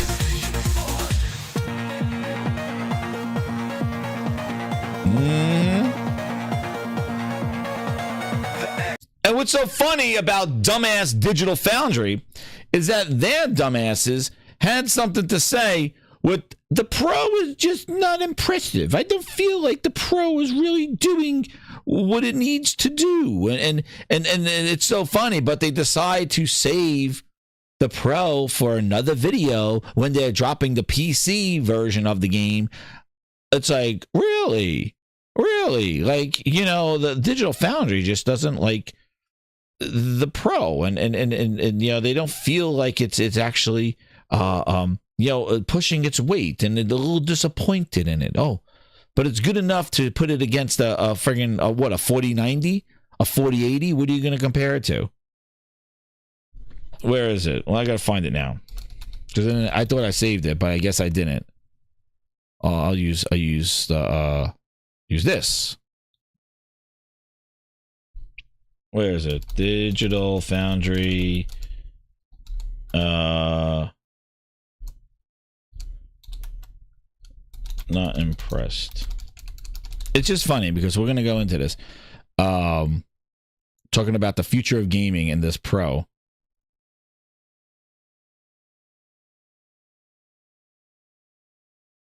What's going on, gamers? So this is an interesting.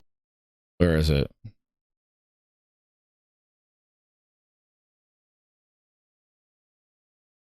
Why is it not playing audio? Hogwarts Legacy is an extremely Not Hogwarts popular Legacy. Come on now. There it is. I think in the first 3 months since it released, it's been one of the most underwhelming hardware releases I've had to cover in many years. And I have to be blunt about that. It's been not a catastrophe. It's been interesting, intriguing sometimes. But as far as its saleability to people who, especially for the price, it is a hard sell. And I think it's appealing to a very fractional part of the gaming community who just want the very best tech. I'll be honest. I think in the first 3 months since it released, it's been one of the most underwhelming hardware releases I've had to cover in many years. Aww. Like zoinks! Aww. Uh-oh. Shaky 2.0. Shaky 2.0. Hey, Shaggy, grab a bucket and some Lysol. Scrub off my tires. There's fucking dog shit all over by the entrance. I'm supposed to be picking up scrap. You'll be picking up your teeth in another second. Like zoinks! Zoinks about that one. So so it's so disappointing. But let me show you what's going on here. It's the most disappointing coverage. Look at this. Look at the current generation. Performance-wise, it's also basically the same story. Look at these Expect games. A generally solid 30 FPS resolution mode with slightly rougher performance and balanced modes. If we pair the PS5 and Series X up for a moment in their uncapped resolution configurations, they run very similarly with a slight PS5 advantage in these shots. If you're picking between PS5 and Series X, I probably wouldn't put much emphasis on their relative visual turnout here because the results seem quite similar. Image quality, performance, and visual settings are closely matched. The VRR support on Series X is a bit better though for the resolution and balanced modes, which may be worth considering if you have a 120Hz VRR display. Series S is a lot simpler than the other console machines. We get just one option here, a 30 FPS targeting mode, plus the customary unlocked and 120Hz toggles. Capcom clearly restricted gamers from high performance modes for a reason though, because the game looks quite a bit worse than the other consoles. Series S booster. I want to see that next to the Pro. Why isn't the Pro in this conversation? For something that's so disappointing, something that was so just not sellable. Don't you think putting the Pro lined up with the other consoles would be something to show the difference? Why is the Pro gonna be in a video with PC? Why is that, you dumbass Digital Foundry? We're talking about the hardware here. Why isn't the Pro in here? Why don't we see the PS? We see Booster, we see the PS5, we see the Series X, and we see the PS5 Pro. I think in this conversation, you get to see the saleability and the difference of it. But no. for a disappointing console and underwhelming, you sure want to highlight it.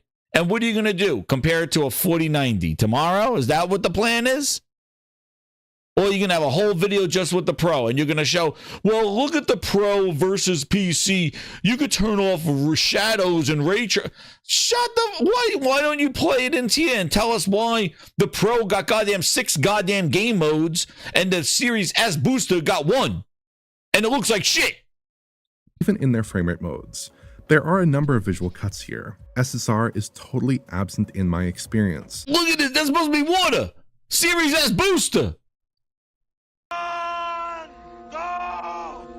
Get to the chopper! With essentially no specular detail on bodies of water. Texture resolution also takes a big hit, with poor quality textures all over the game. Oh my god! Look at the fuck! What you just said is one of the most insanely idiotic things I have ever heard. Oh my god! Look at these. Look at the. Where's that fabric back there? Holy shit on me! This, I want to see the Pro next to this piece of shit. That's what I want to see. I want to see. Why isn't the consoles in the console video, you dumbass Digital Foundry? Dumb Foundry shitheads. Why isn't the Pro in this? Why is the Pro for something that was underwhelming and sellability? Don't you think it should be with the other consoles? Why is it on its own?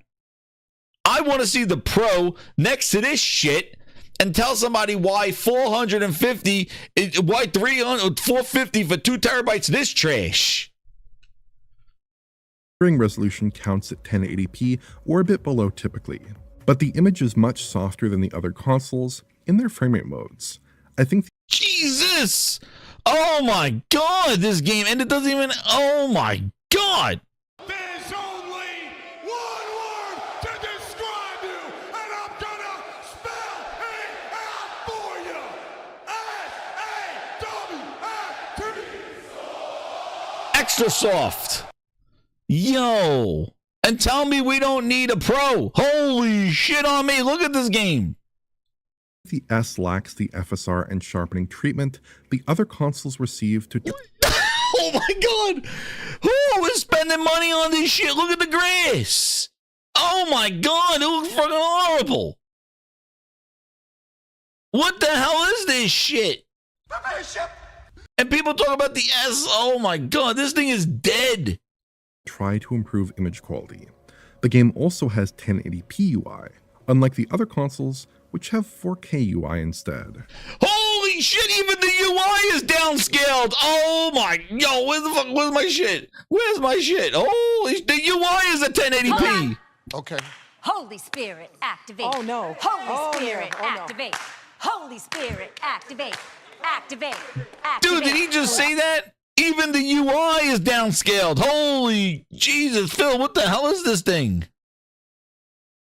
The other consoles, which have 4K received to try to improve image quality.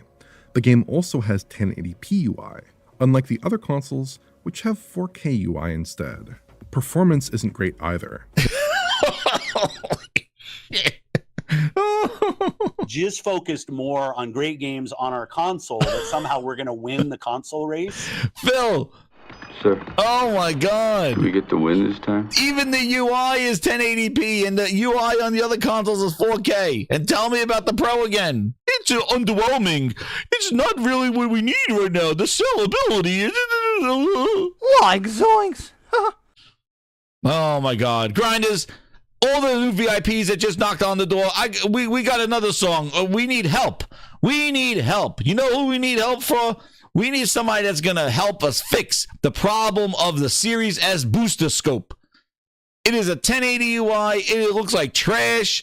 And they're still charging $300. That thing needs to be $100. And they pay you to play the games. Holy shit. We need something. Grinders, you know what to do with this song. Xbox Gandalf says, thou shalt not. Xbox Gandalf, save us from this hardware. Oh my god. Xbox Gandalf says, thou shalt not.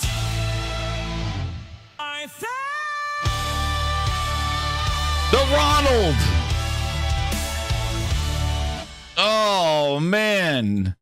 Oh man. We need help. There we go, Grinders. Who developed this shit? The Pro is underwhelming though. But the S, oh no, that deserves to be, dude. That thing needs to be $99.99. Goddamn, that Series S right now. They should be throwing that shit in your. You're like, yo, I just came in here for a fucking turkey, and I just bought some stuffing, and they're like, sir, and you get a Series S for it. And it's like, what is this? It's a gaming machine that nobody wants anymore. That's what it is. Dude, the AI is, the UI is so great. Satya is worried about AI. He should be worried about UI. Goddamn thing is 1080p. They can't even handle the UI. Look at this grass. It looks like a clump. 1080p UI, unlike the other consoles, which have 4K UI instead. But at least the performance is there, right? Performance isn't great either. In its capped configuration, it suffers from frequent sub 30 FPS dips. These are often little periodic stumbles beneath 30, but can be more substantial and extended in some scenes. What did he say? It's not even hitting a juicy 30. It's hitting under 30. Oh my goodness, it's not even hitting a friggin' juicy 30. My goodness, what the hell? This Series S. What are we doing here with this piece of shit? Phil says he thinks this will help him with the handheld future. Oh my goodness. Oh my goodness. He said it doesn't even hit 30, and that's all you got on this piece of shit. Goddamn Series S, but the Pro is underwhelming. Oh my goodness, I can't even think straight right now. But my goodness, this is what they're delivering. This is what they're doing. It doesn't even. They even downgraded the friggin' UI to 1080p, and it still doesn't work. And then he's telling me about the monster hunting in the 25 FPS range is really not ideal, but that's often the run of play on Series S at the moment. Oh my God, blood fight. Oh my goodness. Juicy. Juicy. Juicy. Juicy 30 frames. This is a stanky 30 frames. Juicy. 30. Juicy. 30. Juicy. On that bitch. Xbox. Juicy. Oh shit. It's not even a juicy 30 frames. It's a stank ass 30 frames. 25 frames. Uncapping does little, as you might imagine. Uncapping doesn't even help you. So what options do you have? There is juicy. It's a stank ass. It is a stank ass. They got AI, Nasim. Satya is going like this. He's like, Phil, show me how the AI could fix this shit. Holy shit. This is it. Yo, this thing does. This is the option. Uncapped doesn't do anything. There's no performance modes because the game runs like ass. And now this is all they got. Dude, this is the Series S is fighting for its life. It doesn't look super great, super duper great on the X and the PlayStation. And then tell me again why the Pro is not in this conversation. Digital Foundry, you dumbass, goddamn Discord, Xbox Glaze sons of bitches over there. How the hell is the Pro not in this? Because the thing is that the PS5 Pro in the conversation with the consoles shows why the Pro supposed to be there.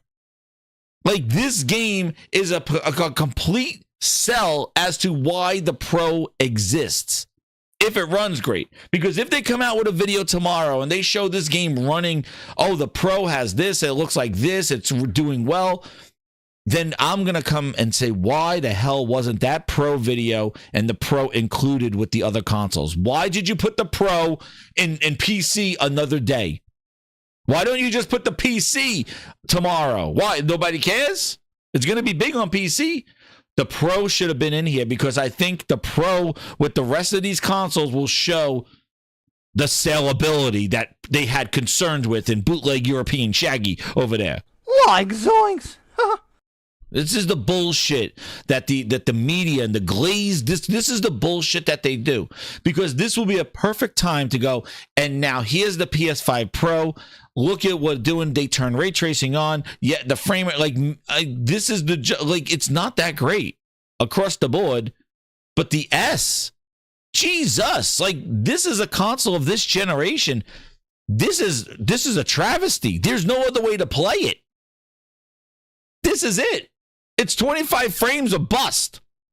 the same sub 30 FPS moments remain, and the game barely manages to pull above 30 FPS most of the time.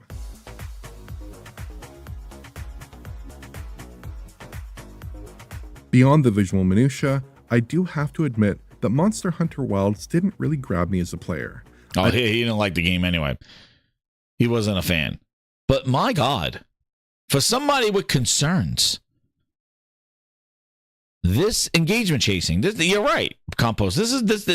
Like, how the hell is the Pro not in this? Like, why isn't the consoles being compared to consoles? I don't understand.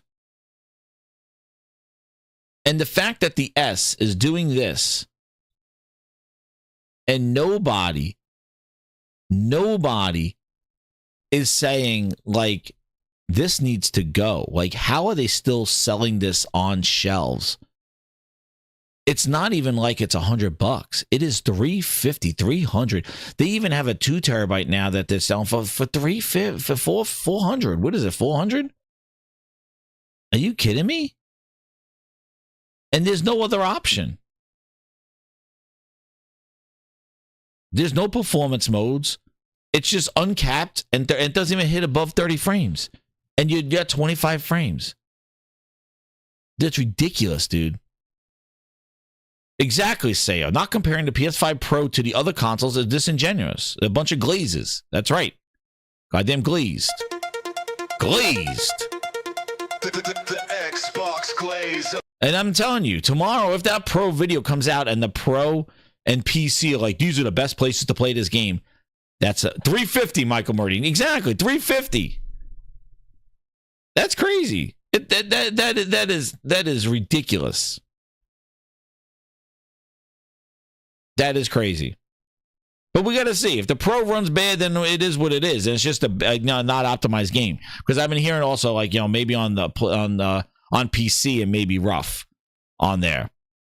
So I don't know. But I just think, you know, for the channel that did the same goddamn video about this. And I'll be honest, I think in the first 3 months since it released, it's been one of the most underwhelming hardware releases I've had to cover in many years. And I have to be blunt about that. It's been not a catastrophe. It's been interesting, intriguing sometimes. But as far as its saleability to people who, you know, especially for the price, it is a hard sell. And I think it's appealing. Is he talking about the NVIDIA 5090? Is that what he's talking about? Or is he talking about something else? Because I don't hear anybody talking about those graphic card prices and their price to performance and what they're at. Who is that, JC said? I don't know, but... Hey, Shaggy, grab a bucket and some Lysol, scrub off my tires. There's fucking dog shit all over by the engines. I'm supposed to be picking up scrap. You'll be picking up your teeth in another second. Like zoinks! I don't know who it is, but I can tell you who he may be related to. Oh, man. But for a channel that's like, oh, it's just not that impressive. Dude, I would put it right here and say, like, this is where it belongs in this video to show the difference, because that's what the market needs to see. If you're going to do these things, why would you pull out one of the consoles, the PS5 Pro, and not, because even I want to see the Pro versus the PS5. That needs to be in the same thing. Like, why is it not in this video? Why do you pull out the PS5 Pro? Is it a different generation? It's not. It's the same generation. It's a Pro version of this. We should see the scalability from what Microsoft is offering to what Sony's offering, because you don't do a separate video for the S.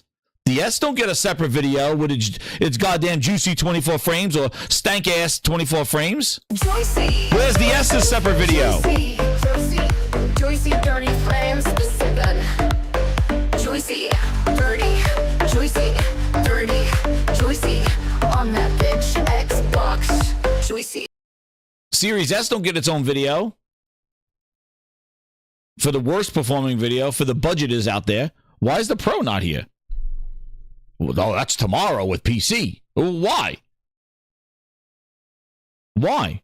Why is the Pro tomorrow with PC? Because the PC runs it better or the Pro runs it better than PC? Well, why are those getting compared? The Pro should be here and PC be separate. Talking about price. Are you going to compare a $700 Pro with a goddamn... And here's our 4090 rig that we have here with a new Intel i9 14th gen processor and a 4090 running with 32 gigabytes of RAM and an SSD. Like, now compare it to the $700 Pro. You could see that you could turn off the shadows and you could increase ray tracing here. And you could see trees in the distance on the PC version, but the Pro just doesn't have that draw distance. Does that sound like the bitch goddamn Digital Foundry video that's going to come out tomorrow? Is that, are we comparing price then? The saleability, bitch? Great circle is that what we're comparing tomorrow? The saleability? Because I want to see a nice little price point next to what you're comparing it to. But nah. We'll take Shaggy tomorrow. We'll find out what Shaggy got to say tomorrow. Grab a bucket and some Lysol. Go clean my shit off my tires. There's fucking dog shit all over by the entrance. I'm supposed to be picking up scrap. You'll be picking up your teeth in another second. There's the bullshit. There's the engagement bullshit that this media goddamn glazed sons of bitches do. But now. Nope. Exactly, too, Josh. Why does saleability matter? Because exactly, nobody's talking about saleability of these goddamn graphics cards. Why would you spend $2,000 on a 5090? Nah, they don't compare it. Where's the saleability then? Digital Foundry, a bunch of clowns, dumb foundry. But there's their waste of time. Can't wait to see tomorrow's video. We'll see how it's going to run on the Pro.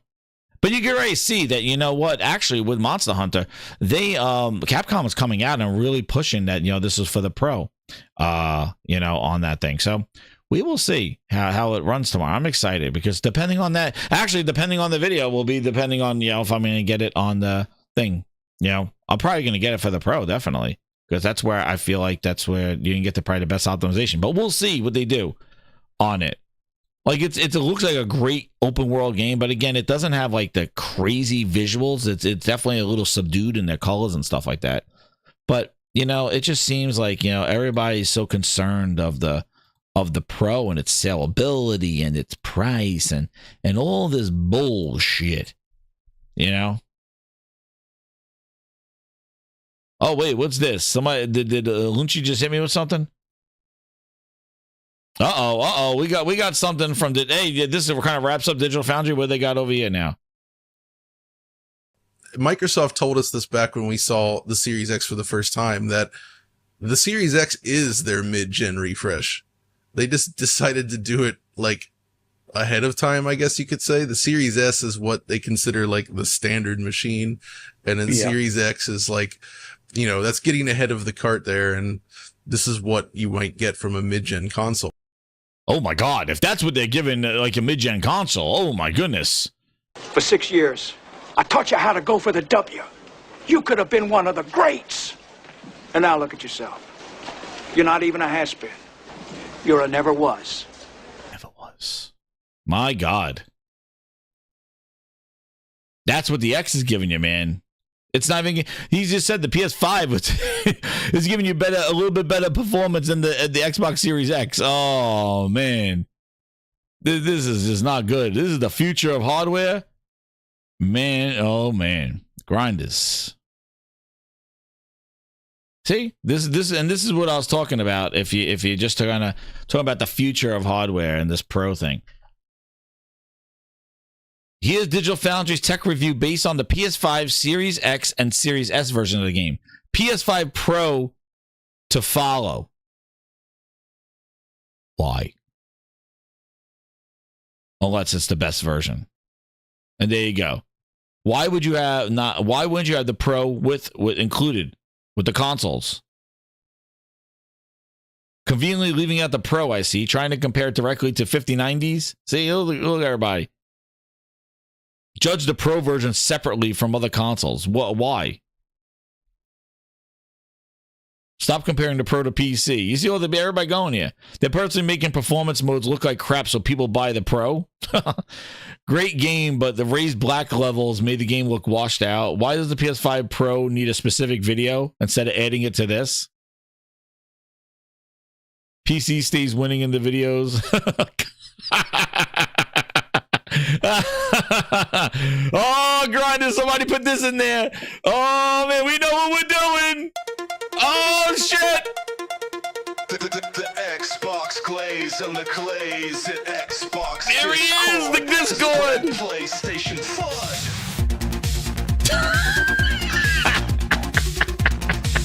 It's a meeting.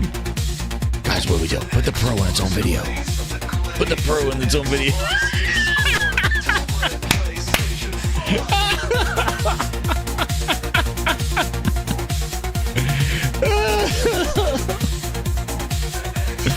Oh, man.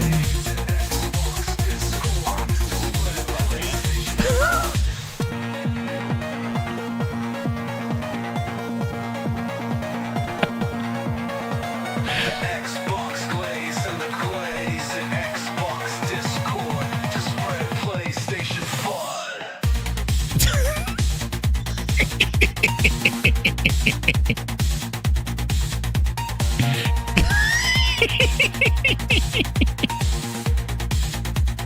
The Xbox glaze and the glaze at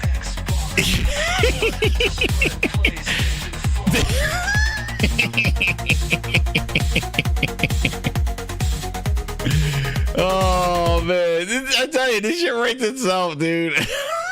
Don't you want to an impatient? You got him?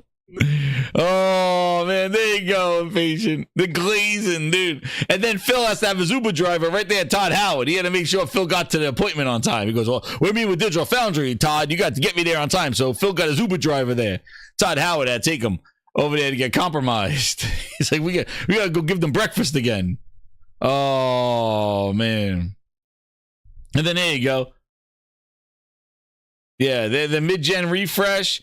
Xbox, yeah, exactly. So if they're the mid-gen refresh, why isn't the Series X compared to the Pro? Oh, man. Yo, you guys are, yo, that is the fun. Triple glaze. Triple glazed. Holy, the glaze is dripping off of this bullshit. This is what I mean, man. The media, my ass. Oh, my God. Quadruple blaze. The fucking glazing all over the fucking place. Holy shit on me.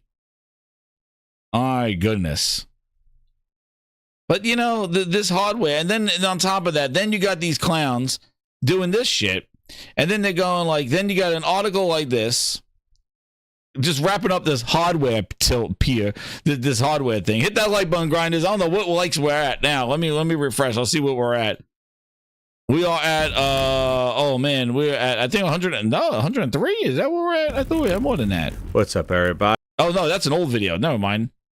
Let me see what we're at right now. Let's get those likes up because we're gonna get this in. Oh man, yeah, we're at 120. Let's try to get 150, Grinders, and then I'll give you a double feature. We're on our way almost to that goal, but let's hit that 150. I'll take a 150. Oh man, not like this because we got to do this.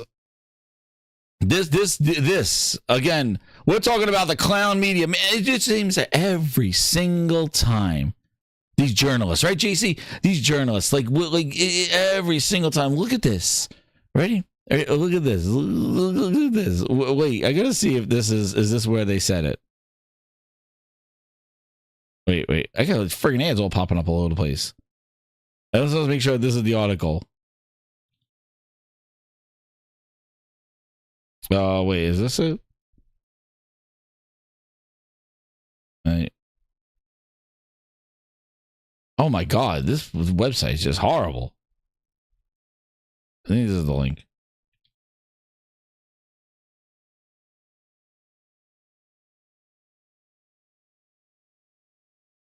$1 million.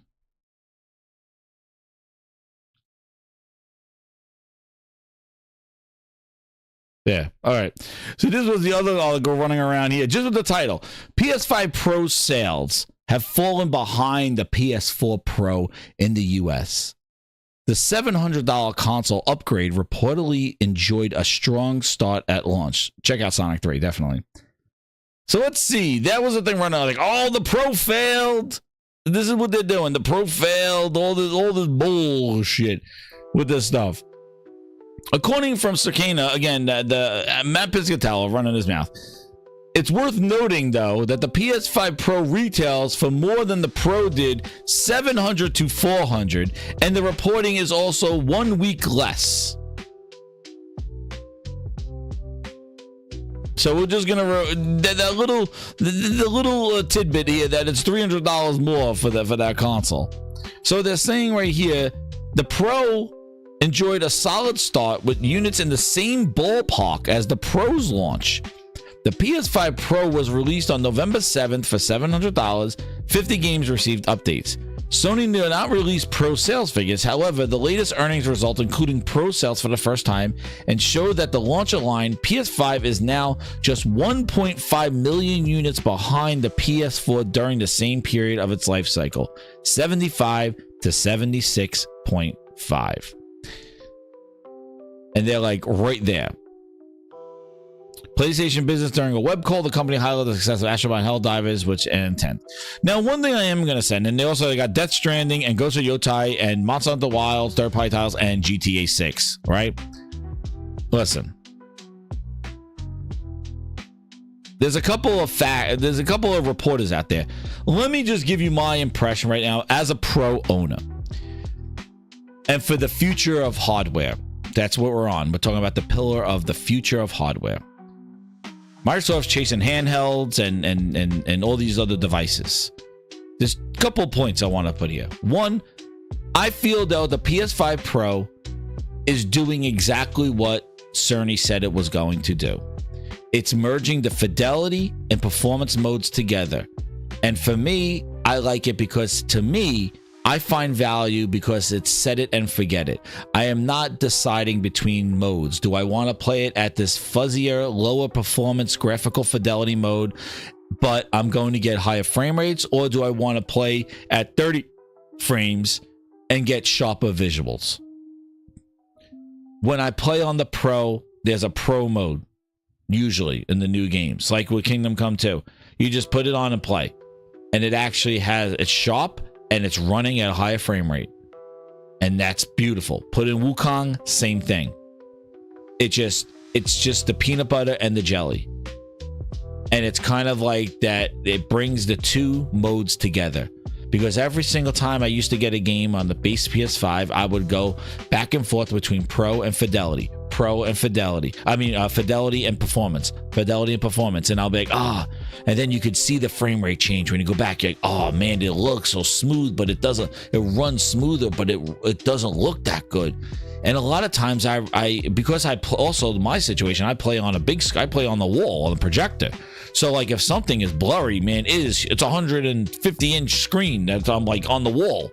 So like I wanted that clarity, but you could see it when you drop the performance. Maybe I was playing on a smaller screen, maybe the difference wouldn't be as drastic. But when I'm playing on a projector, 4K projector, when I move it to performance mode, it's like, oh man, like, I see it. And and that's the thing with the Pro. I'm almost feel like, and I have a PC hooked up to it too, and it's like it's almost equivalent to that. You had PC, you could turn up a few dials here and there, and there's a lot more options, but it's sort of like running like a good mid-tier, like a decent PC running the game in like the sweet spot. And that's what the Pro does. And now I'm not gonna say is it worth $700, worth $500. Listen, I traded in my PS5. I got $400 for it, and I bought $300 for the Pro. People act like they just got to go get a second job or go trade in your PlayStation, get $200 for it, and go get a Pro. And for me, trading in the older PlayStation, the OG one, was like, I never got the Slim. So for me, it was getting rid of that husk of a goddamn PS5, the first one, and actually getting a Slim Pro. That was the cool thing about it. Like I was actually getting a Pro as well. Like, I was getting a Slim as well. So that's where I for me, it was like a double upgrade because I never had the Slim. Now, granted, if you want to go get the hard drive, you know, the disk drive and stuff, it'll cost you a little extra on that stuff. But is that a necessity? If you have a lot of physical games, then it is. And yeah, that's the one thing I think where I think Sony could have improved it by just throwing in the disk drive for $700, but obviously they didn't, and I think that was a thing on them. But you know, one of the things though is that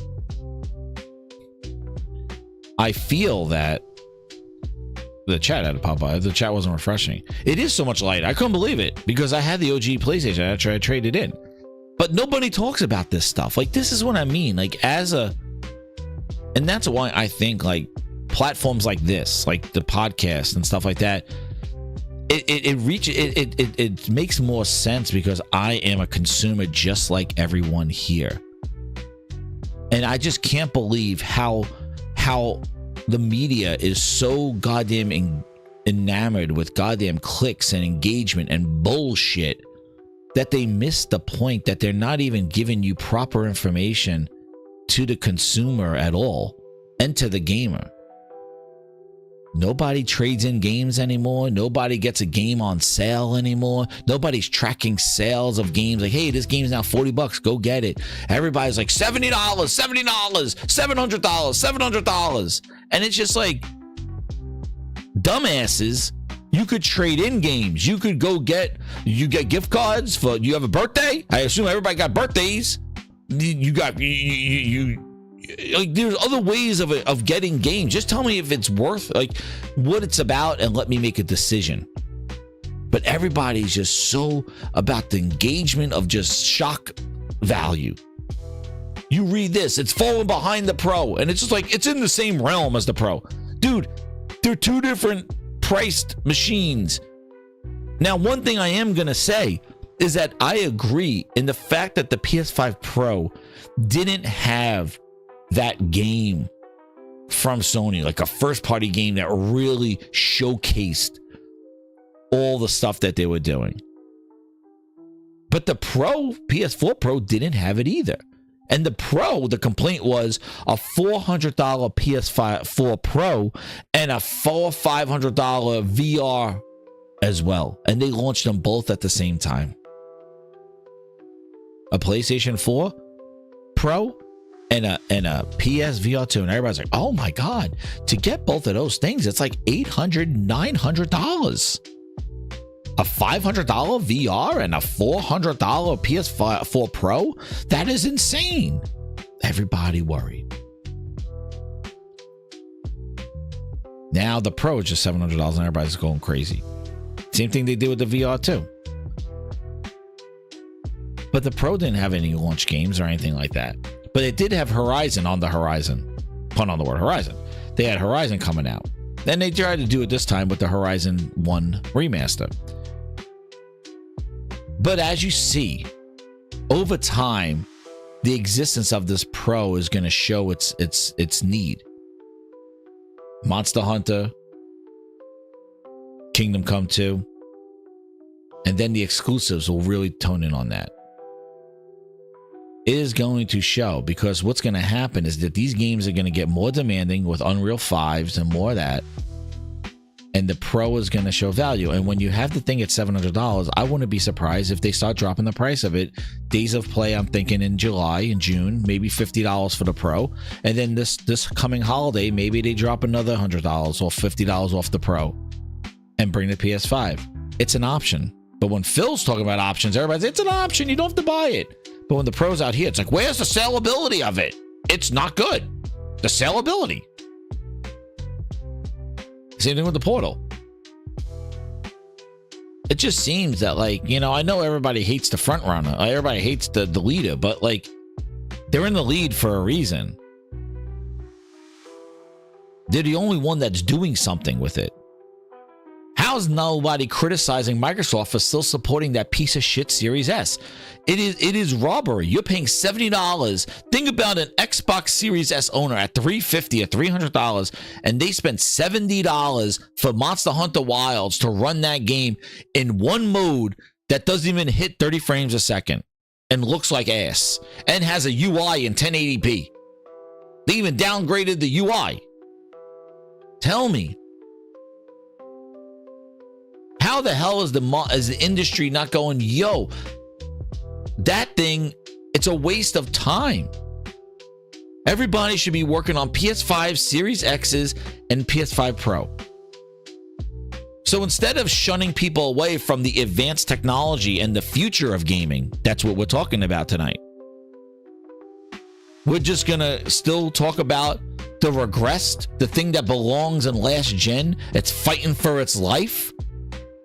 That these games coming out this year don't even give performance modes because it runs horrible in regular mode. You heard what it's doing.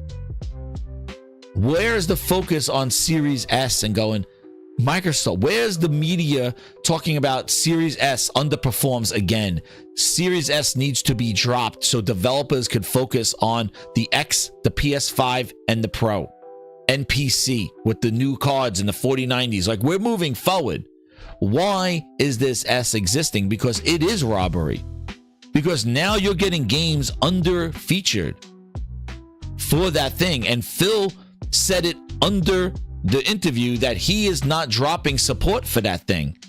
Where is the media and the glazes talking about that?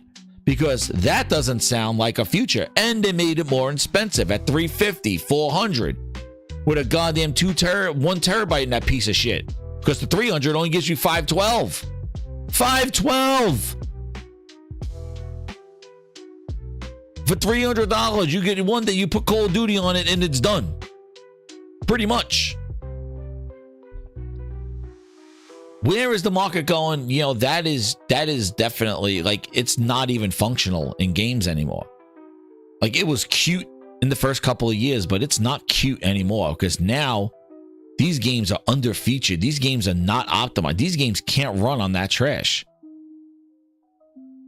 And they're wasting people's time. So I don't understand the hate towards the future. I still don't get it. Because I don't see the pitchforks and people marching in the street for because Nvidia launched 50 series cards for $2,000. Who wants it? Who's this for? Too much, $2,000. I don't want. Oh, people are like, oh, I'm going to trade in my 4090 for. Oh, so trade-ins work over there, but I can't trade in a PS5 and get the Pro for discount because that's what I did. We could trade in our 4080s and 4090s for a 5090. Trade them in. Oh, we could trade in now. Sell them, resell them. Oh, okay. But nobody talks about that with games on sale or anything else, or these consoles. No trading in, nothing. That don't exist. It's $700 or bust. Well, really? It's funny how that works. But then we have also people that have facts. And there's just another couple of things. Our good friend over here, you know, he was perturbed by the PlayStation numbers. So he used his intellect to decide and figure out what the real numbers are. So Grinders, I'm sorry to tell you, but PlayStation is not at 75 million sold. All right? Because this gentleman has come up with the facts. So let's hear what he has to say, because he really explained here what the situation is, because he had looked into Sony's books. He was with the mice in the warehouses. Hit that like button, Grinders, because we have an insider here to tell us what the real number is to the PlayStation 5 sales. It's lower than we expected because of this man with his incredible intellect and knowledge. You may have heard him here before. Here he is. They haven't sold 75 million consoles. They've only shipped 75. At best, they're probably looking at maybe 60, 62 million sold, with the others stuck in warehouses, which is great because now they've got supply. So if there ever is a sudden surge of a demand, you're going to get it. Even their numbers over the 3 quarters is very misleading, because at the end of the day, the moment you start using percentages, you're kind of covering up the real data. They haven't sold 75 million consoles. So, what is he saying? He's saying that the 75 million for the PlayStation 5 are 25. It's coming. It's coming. He said it. He saw it himself. Wolfman Jack. He was in the warehouses. Great circle. He was in there. He was counting them all on his fingers. Oh, PlayStation.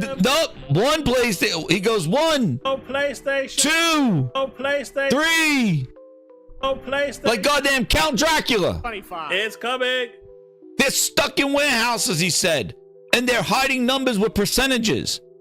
Meanwhile, that's all Microsoft shares as percentages.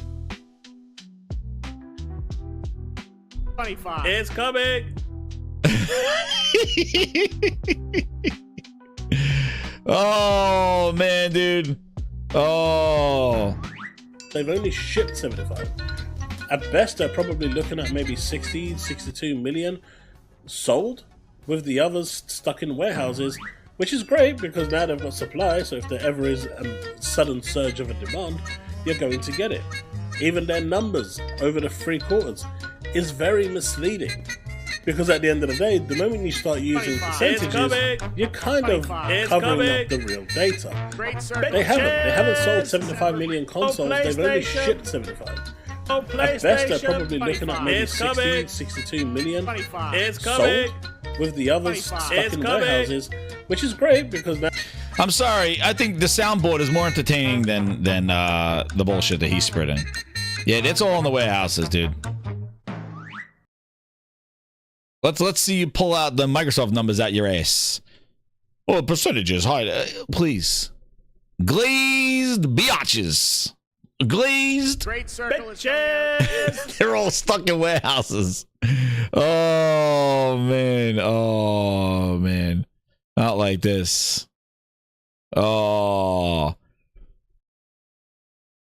And then just oh, and by the way, just to kind of revisit the Monster Hunter Wilds, we got glazed reviews of Monster Hunter Wilds because of the performance, right? Here we go. Oh.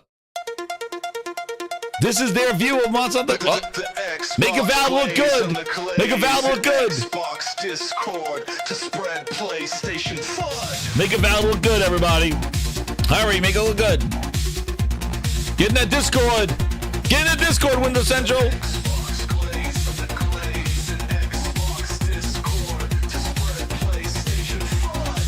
Dude, they don't know which way to begin. Get in that Discord. Xbox Yocho, Xbox Mondo, get in there. We got to make Avowed look good. Get in there. And then to wrap it up, on the hardware future. Our good friend, our good buddy, our good buddies. There he is. Mr. Yellow Chair. Promoting this world. Not to wade in the mud of consoles and PC gaming debate. Gaming on an open platform allows access to your digital libraries across multiple devices at different performance levels. It could be as simple as a handheld or a powerful PC. Listen. What I want to clarify here. This is not an open platform. These are the same devices in different form factors.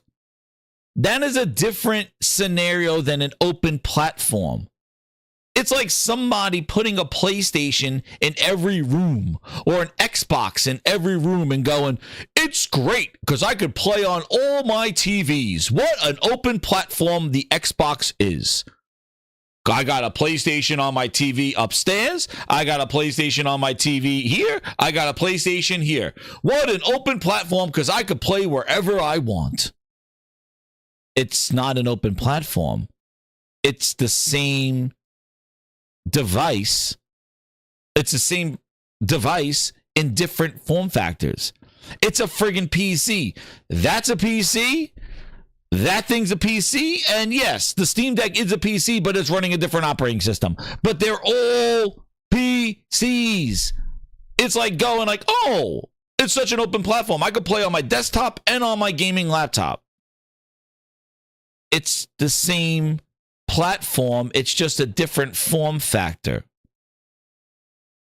So why aren't you not taking your PlayStation and then taking the Portal and saying the same thing? It's great to be on this open platform, because I think if somebody went on X and said, hey, I'm playing on this PlayStation Portal away from my house, what a great open platform this is, people would have went to town and going, excuse me, sir, that PlayStation is not an open platform. What the hell are you talking about? Well, my Portal can go with me where I want. It's great playing on this device and my PlayStation device. It's like, no, it's the same thing. So it's not an open platform versus consoles. It's like putting a console in 3 different spots and going, oh, it's great to play where I want to go. Like, I think it's a fallacy that you go around and it's like calling a laptop and a desktop PC an open platform. It's not. Your library is going because they're PCs and Steam runs on PCs. Xbox is not giving you, like, you're not able to play. Your Xbox is not honoring your PC purchase. PlayStation, Steam is not honoring your Xbox purchase. Steam is not honoring your PlayStation purchase. Now, I agree, PC now has different form factors, but you could go back to a laptop and say, like, oh my God, it's great to take my games with me on my laptop. And it's like, okay, great. That's a benefit of the PC platform. But that's not an open platform, which he states this open platform. Like, oh, you can put whatever you want on it. Like, it's just crazy. It's the same platform. It's just different form factors. It's different PC types. That's why I think it's silly that they're going around talking about, like, handhelds like it's its own thing. It's like, no, the ROG, the Legion Go, they're just different form factors. It's like people calling laptops like a new device, like a new platform. It's not. It's a different form factor for PC gaming. So I don't know how you pit this against console and saying the future is this open platform to play where I want. Listen, you could play Xbox. You could share. You could play Xbox remotely. I don't know why nobody talks about it. You could play Xbox remote. You could do the same thing you do with the Portal with your phone.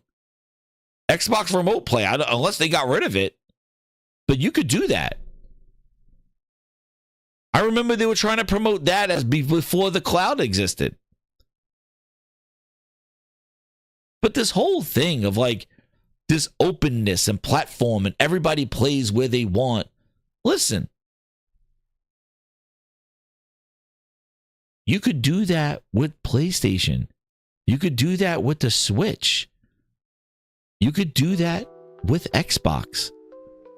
This is not a novel idea. And actually, one other thing that I saw too is that Monster Hunter Wilds doesn't run too well on a Steam Deck or a ROG Ally. But you want to know what it runs well on? A PlayStation Portal. Because the PlayStation Portal is not devoted to goddamn native gameplay. It's running off a PlayStation, just like cloud. So the thing is, if you want the best mobile experience, if you have a PlayStation, the Portal is there for Monster Hunter, where it's trouble running on a Steam Deck. But you won't talk about that. You won't share that information. Like, playing where you want, if there's a will, there's a way. So stop with this I hate when people, Apple does this shit and drives me crazy. Take old shit and pretend that it's the new thing when it's existed all this time. This is not new. You could be running around with a laptop and go like, I take my games on the go. Great. And now with the Switch, with the PlayStation Portal, even with Xbox Cloud, like, your games could go with you. The question is, do you want to play that game? That's the problem with everybody in these goddamn gaming streets. Do you want to play the game? When you walk away from your PC, when you walk away from your console, is that game on your mind while you're at lunch going, I wish I was advancing and playing that game. I wish I find out what's next. I wish I finished that boss fight. I can't wait to go online and play with my friends. I'm thinking about this game all the time. That's what matters where you play. But if you have a game that's like, check it out maybe later, I might want to play this later, whatever. It doesn't matter where it is. So let's focus on the thing that goddamn matters, and that is the friggin' goddamn games. Let's not worry about where we play this shit. Let's not worry about how this shit is made and who wants to save shit to. Stop with the where and who gives a shit and care more about the what. Because I don't think anybody has caught on, which I can't believe it, but for the last goddamn half a decade, they've been talking about the where I can play my games, and you're seeing the goddamn numbers, and nobody gives a flying fuck where they are. You got 12,000 people playing goddamn Janky Jones and Avowed, dropping off sales charts. Do you think people give a shit that they could stream Janky Jones to their goddamn strap-on a phone? No. Do you think they want to play it on their Steam Deck while they're taking a deuce? No. While they're on a bus, do you think they want to boot up Indiana Jones and finish it? No. It doesn't matter where it is. PC is going to compensate with the sales that we're going to lose by putting it on PlayStation. Doesn't matter. Did Concord blow up because it was on PC and PlayStation day one? No, nobody was playing it. Nobody. That's why they refunded it and nixed it and threw it in a friggin' ET hole. So it doesn't matter where it is. It mattered what. So let's focus, media and all you clowns out there, on the content rather than promoting the vision of where, because that's the problem. When you talk about, all these devices and I can play here, and you are talking like the goddamn Microsoft. You're talking about, you're acting like them because that's how they think. Because all they give a shit about is what devices is their dirty ass name on, rather than what the people are going to play. And that's why they're in the situation that they're in.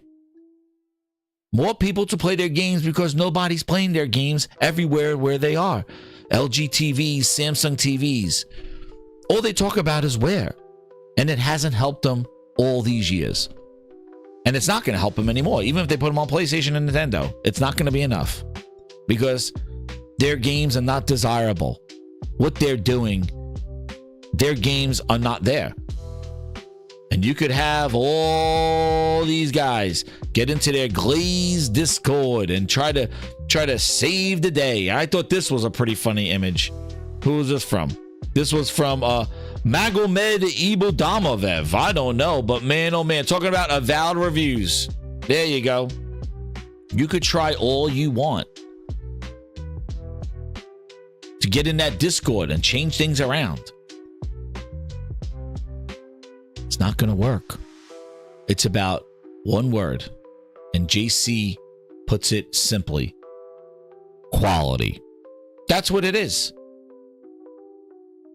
It's engagement, it's quality, it's what people want to play, and they will come and they will play. There will be some games that are quality and they get missed. People pick them up later. But the thing is you got to start with the vision, with the quality, not with AI generated levels. Not with, oh my God, I could play it on my phone while I'm waiting for McDonald's. Nobody cares because they want to know what they're going to play. Oh, my library. All of it? Oh no, some games. We only got 50 now. We added another 25. More to come later. Stay tuned. Check your Xbox Wire. See if your game shows up there. Get the hell out of here. Who's doing that? Nobody cares. It's all ifs, ands, or buts. Oh, my whole library just works? All games have cross-save? No, only this one. We're starting. We're learning. We're learning. I think we might see some more. Uh-oh. Xbox stand-up says, thou shalt not. I think the app will support it later on down the line. I think you might hear more about it. I think we might see some integration with Windows. I think there might be... No.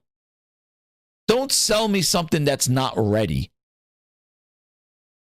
You may have this vision 10 years from now, but it's not ready. And you had talked about it 5 years ago. It's still not ready. Yeah, it all works. Everything works. Listen, the problem Microsoft has, Steam does it better. And Steam has a library of games that people want, people care. And listen, by the way, if you do play on Steam, if you do have a PC at all, that Humble Bundle for $20, you get like Street Fighter 4, Street Fighter 5. You get all the Capcom arcade classics 1 and 2. You get like over 70 games for $20 with Humble Bundle. I just did it a couple days ago. And you get $30 off for Street Fighter 6 on PC. So like, yo, those sales and shit, man, you don't miss out. It's games, man. And like I said, these are the things that people should be talking about.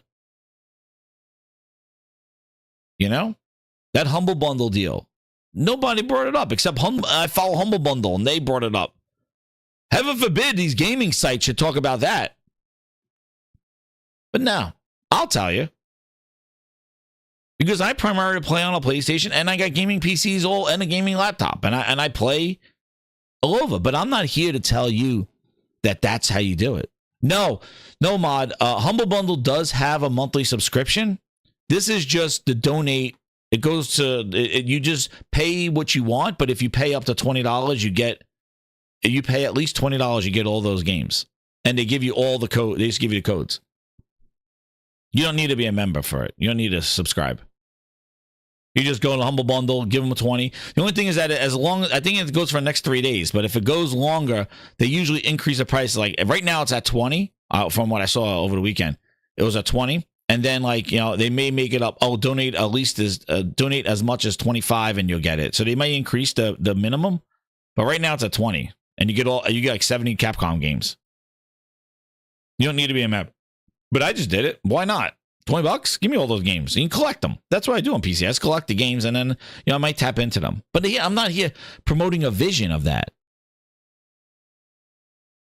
Because everybody wants to play what they want to play. Let's talk about the games. Let the content. That's always the important part.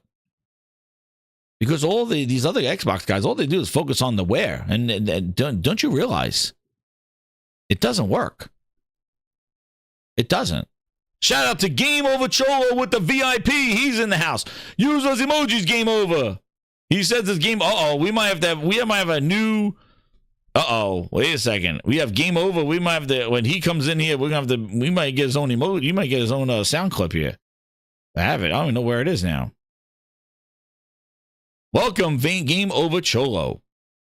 But yeah, it's right here. He goes. Game over. Oh, there he is, VIP. Let's add him to the list.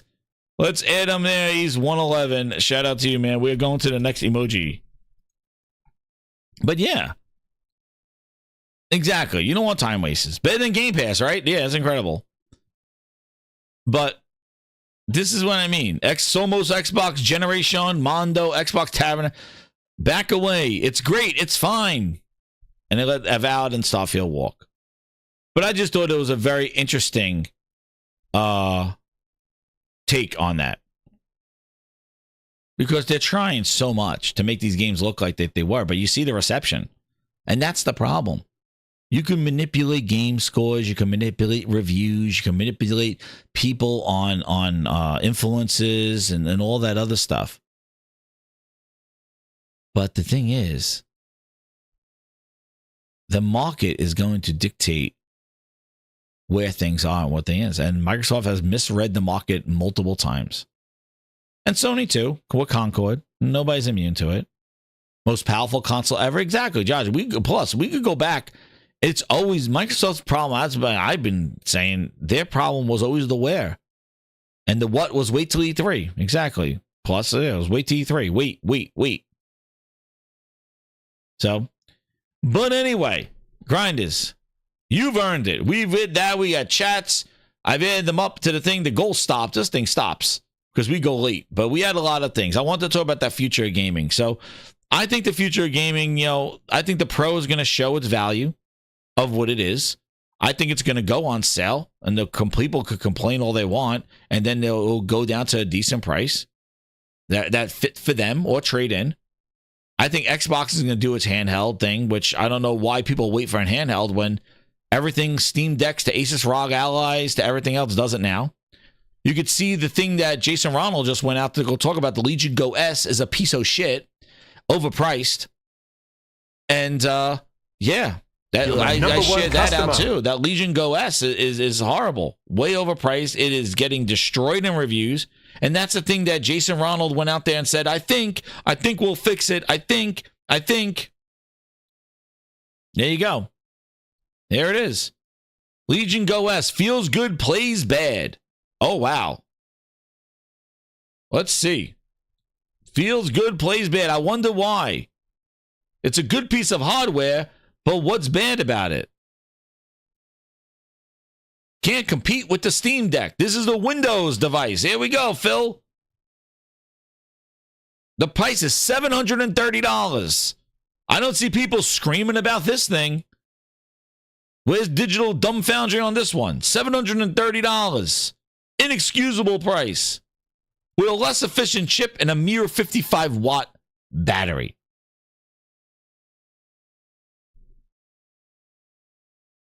It makes a great first impression, but here you go. I want to say the Legion Go makes a great first impression, but Windows 11 still features a terrible out-of-the-box experience. I waited 45 minutes for mandatory updates to install and dismissing dark pattern offers for Microsoft products that have no business being on a handheld machine. There you go. The Xbox trash finger Windows piece of shit. These are PCs. These are not gaming devices. These are PCs in a form factor looking like a console. Oh my God. Windows is trash. You get a console, 45 minutes of mandatory updates and dark pattern offers on Microsoft products. This is what I mean. Trash finger strikes again.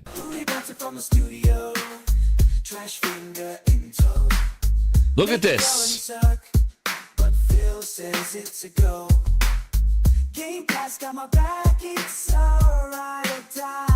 This is it. This is what Mr. Jason Ronald was promoting. I think we'll have a good gaming experience on Windows. I think it'll be there. Look at this on an 8-inch screen. Look at this. Look at this. Look at this experience. Look. The teams and shit. So it's a nice piece of hardware. So the OEMs are doing their job, but Microsoft not doing theirs. Let's see more. So I got good news. SteamOS, when I installed Bazite, so everybody's waiting for the Steam version of this device, which is coming out later this year, and it's going to be $100 to $200 cheaper than the Windows version. So he's putting Bazite, which is a way to run SteamOS on it. It is basically similar to what SteamOS is. And they can't wait because the hardware is good, but the software Windows sucks. $730. The Asus ROG Ally is sitting at $800 now. But the Pro, the PS5 Pro, it's not very impressive.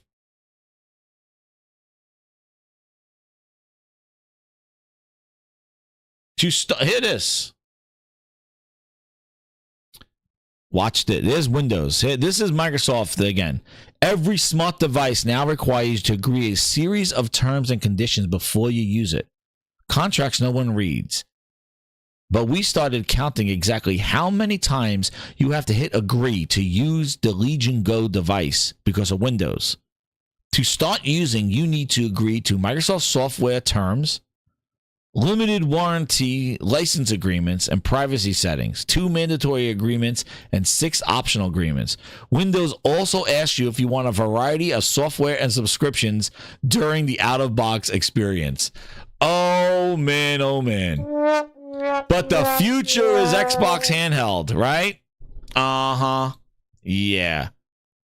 That's why I said, yeah, no. That's the future of Xbox, waiting for an Xbox handheld. Shit.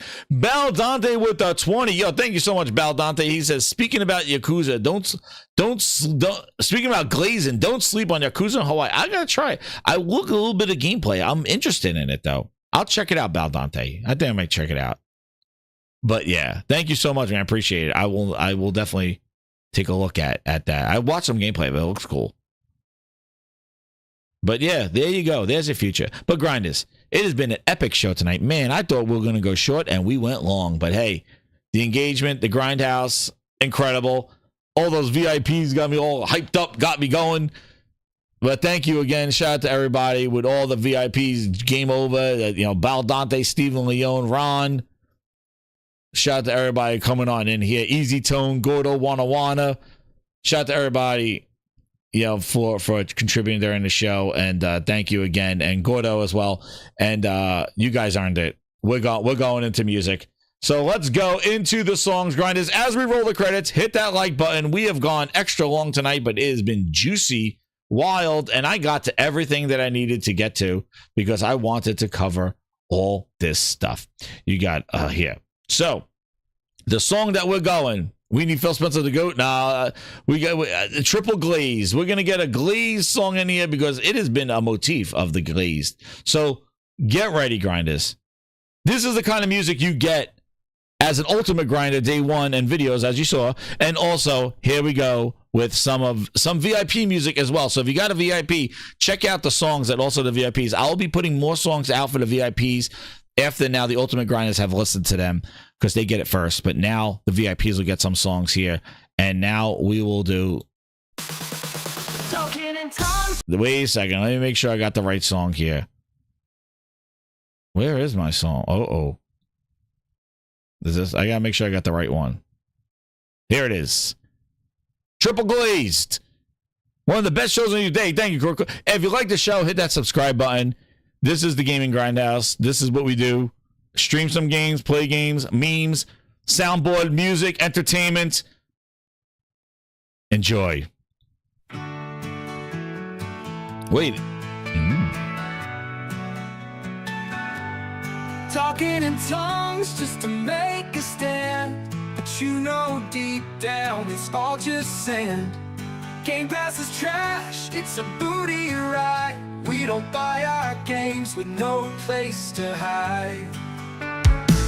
You're capping hard with your backward ways, but the truth's in the games we all praise. Throwing shade like you're on a stage. Xbox spirit going in a cage. Oh, the Xbox craze, it's a lazy disguise. Talking that noise, but you can't deny. Gaming with subs under the bright sky. Let the Game Pass lift your high. Whisper your lies with a twisted grin. Thunder roars when the games begin. Dust off that pride, let the truth break in. Xbox nights where creators spin. Oh, the Xbox plays, it's a lazy disguise. Talking that noise, but you can't deny. Gaming with subs under the bright sky. Let the Game Pass lift your high. Oh, the Xbox plays, it's a lazy disguise. Talking that noise, but you can't deny.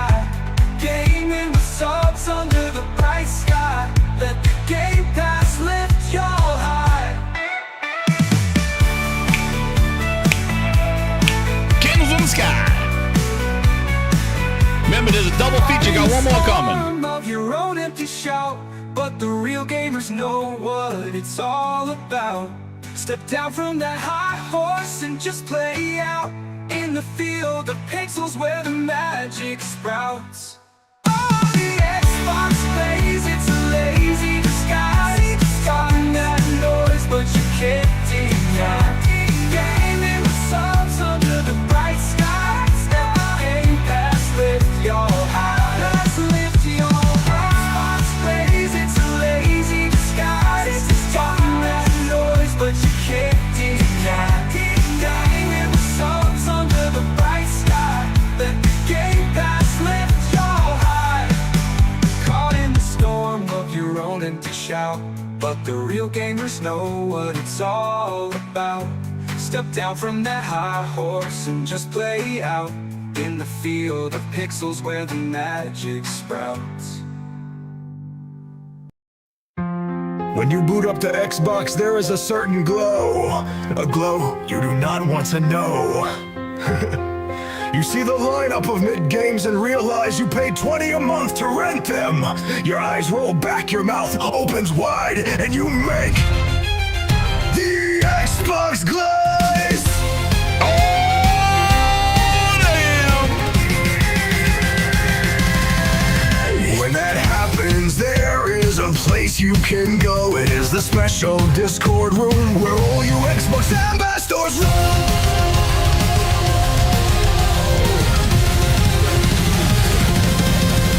In the Xbox Lights Discord, they will tell you what to say.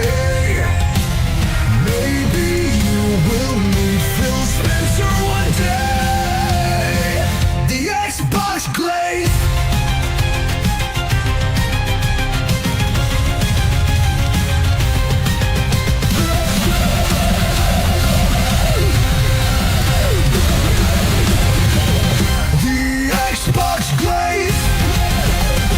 In the Xbox Glaze Discord, they will tell you what to say.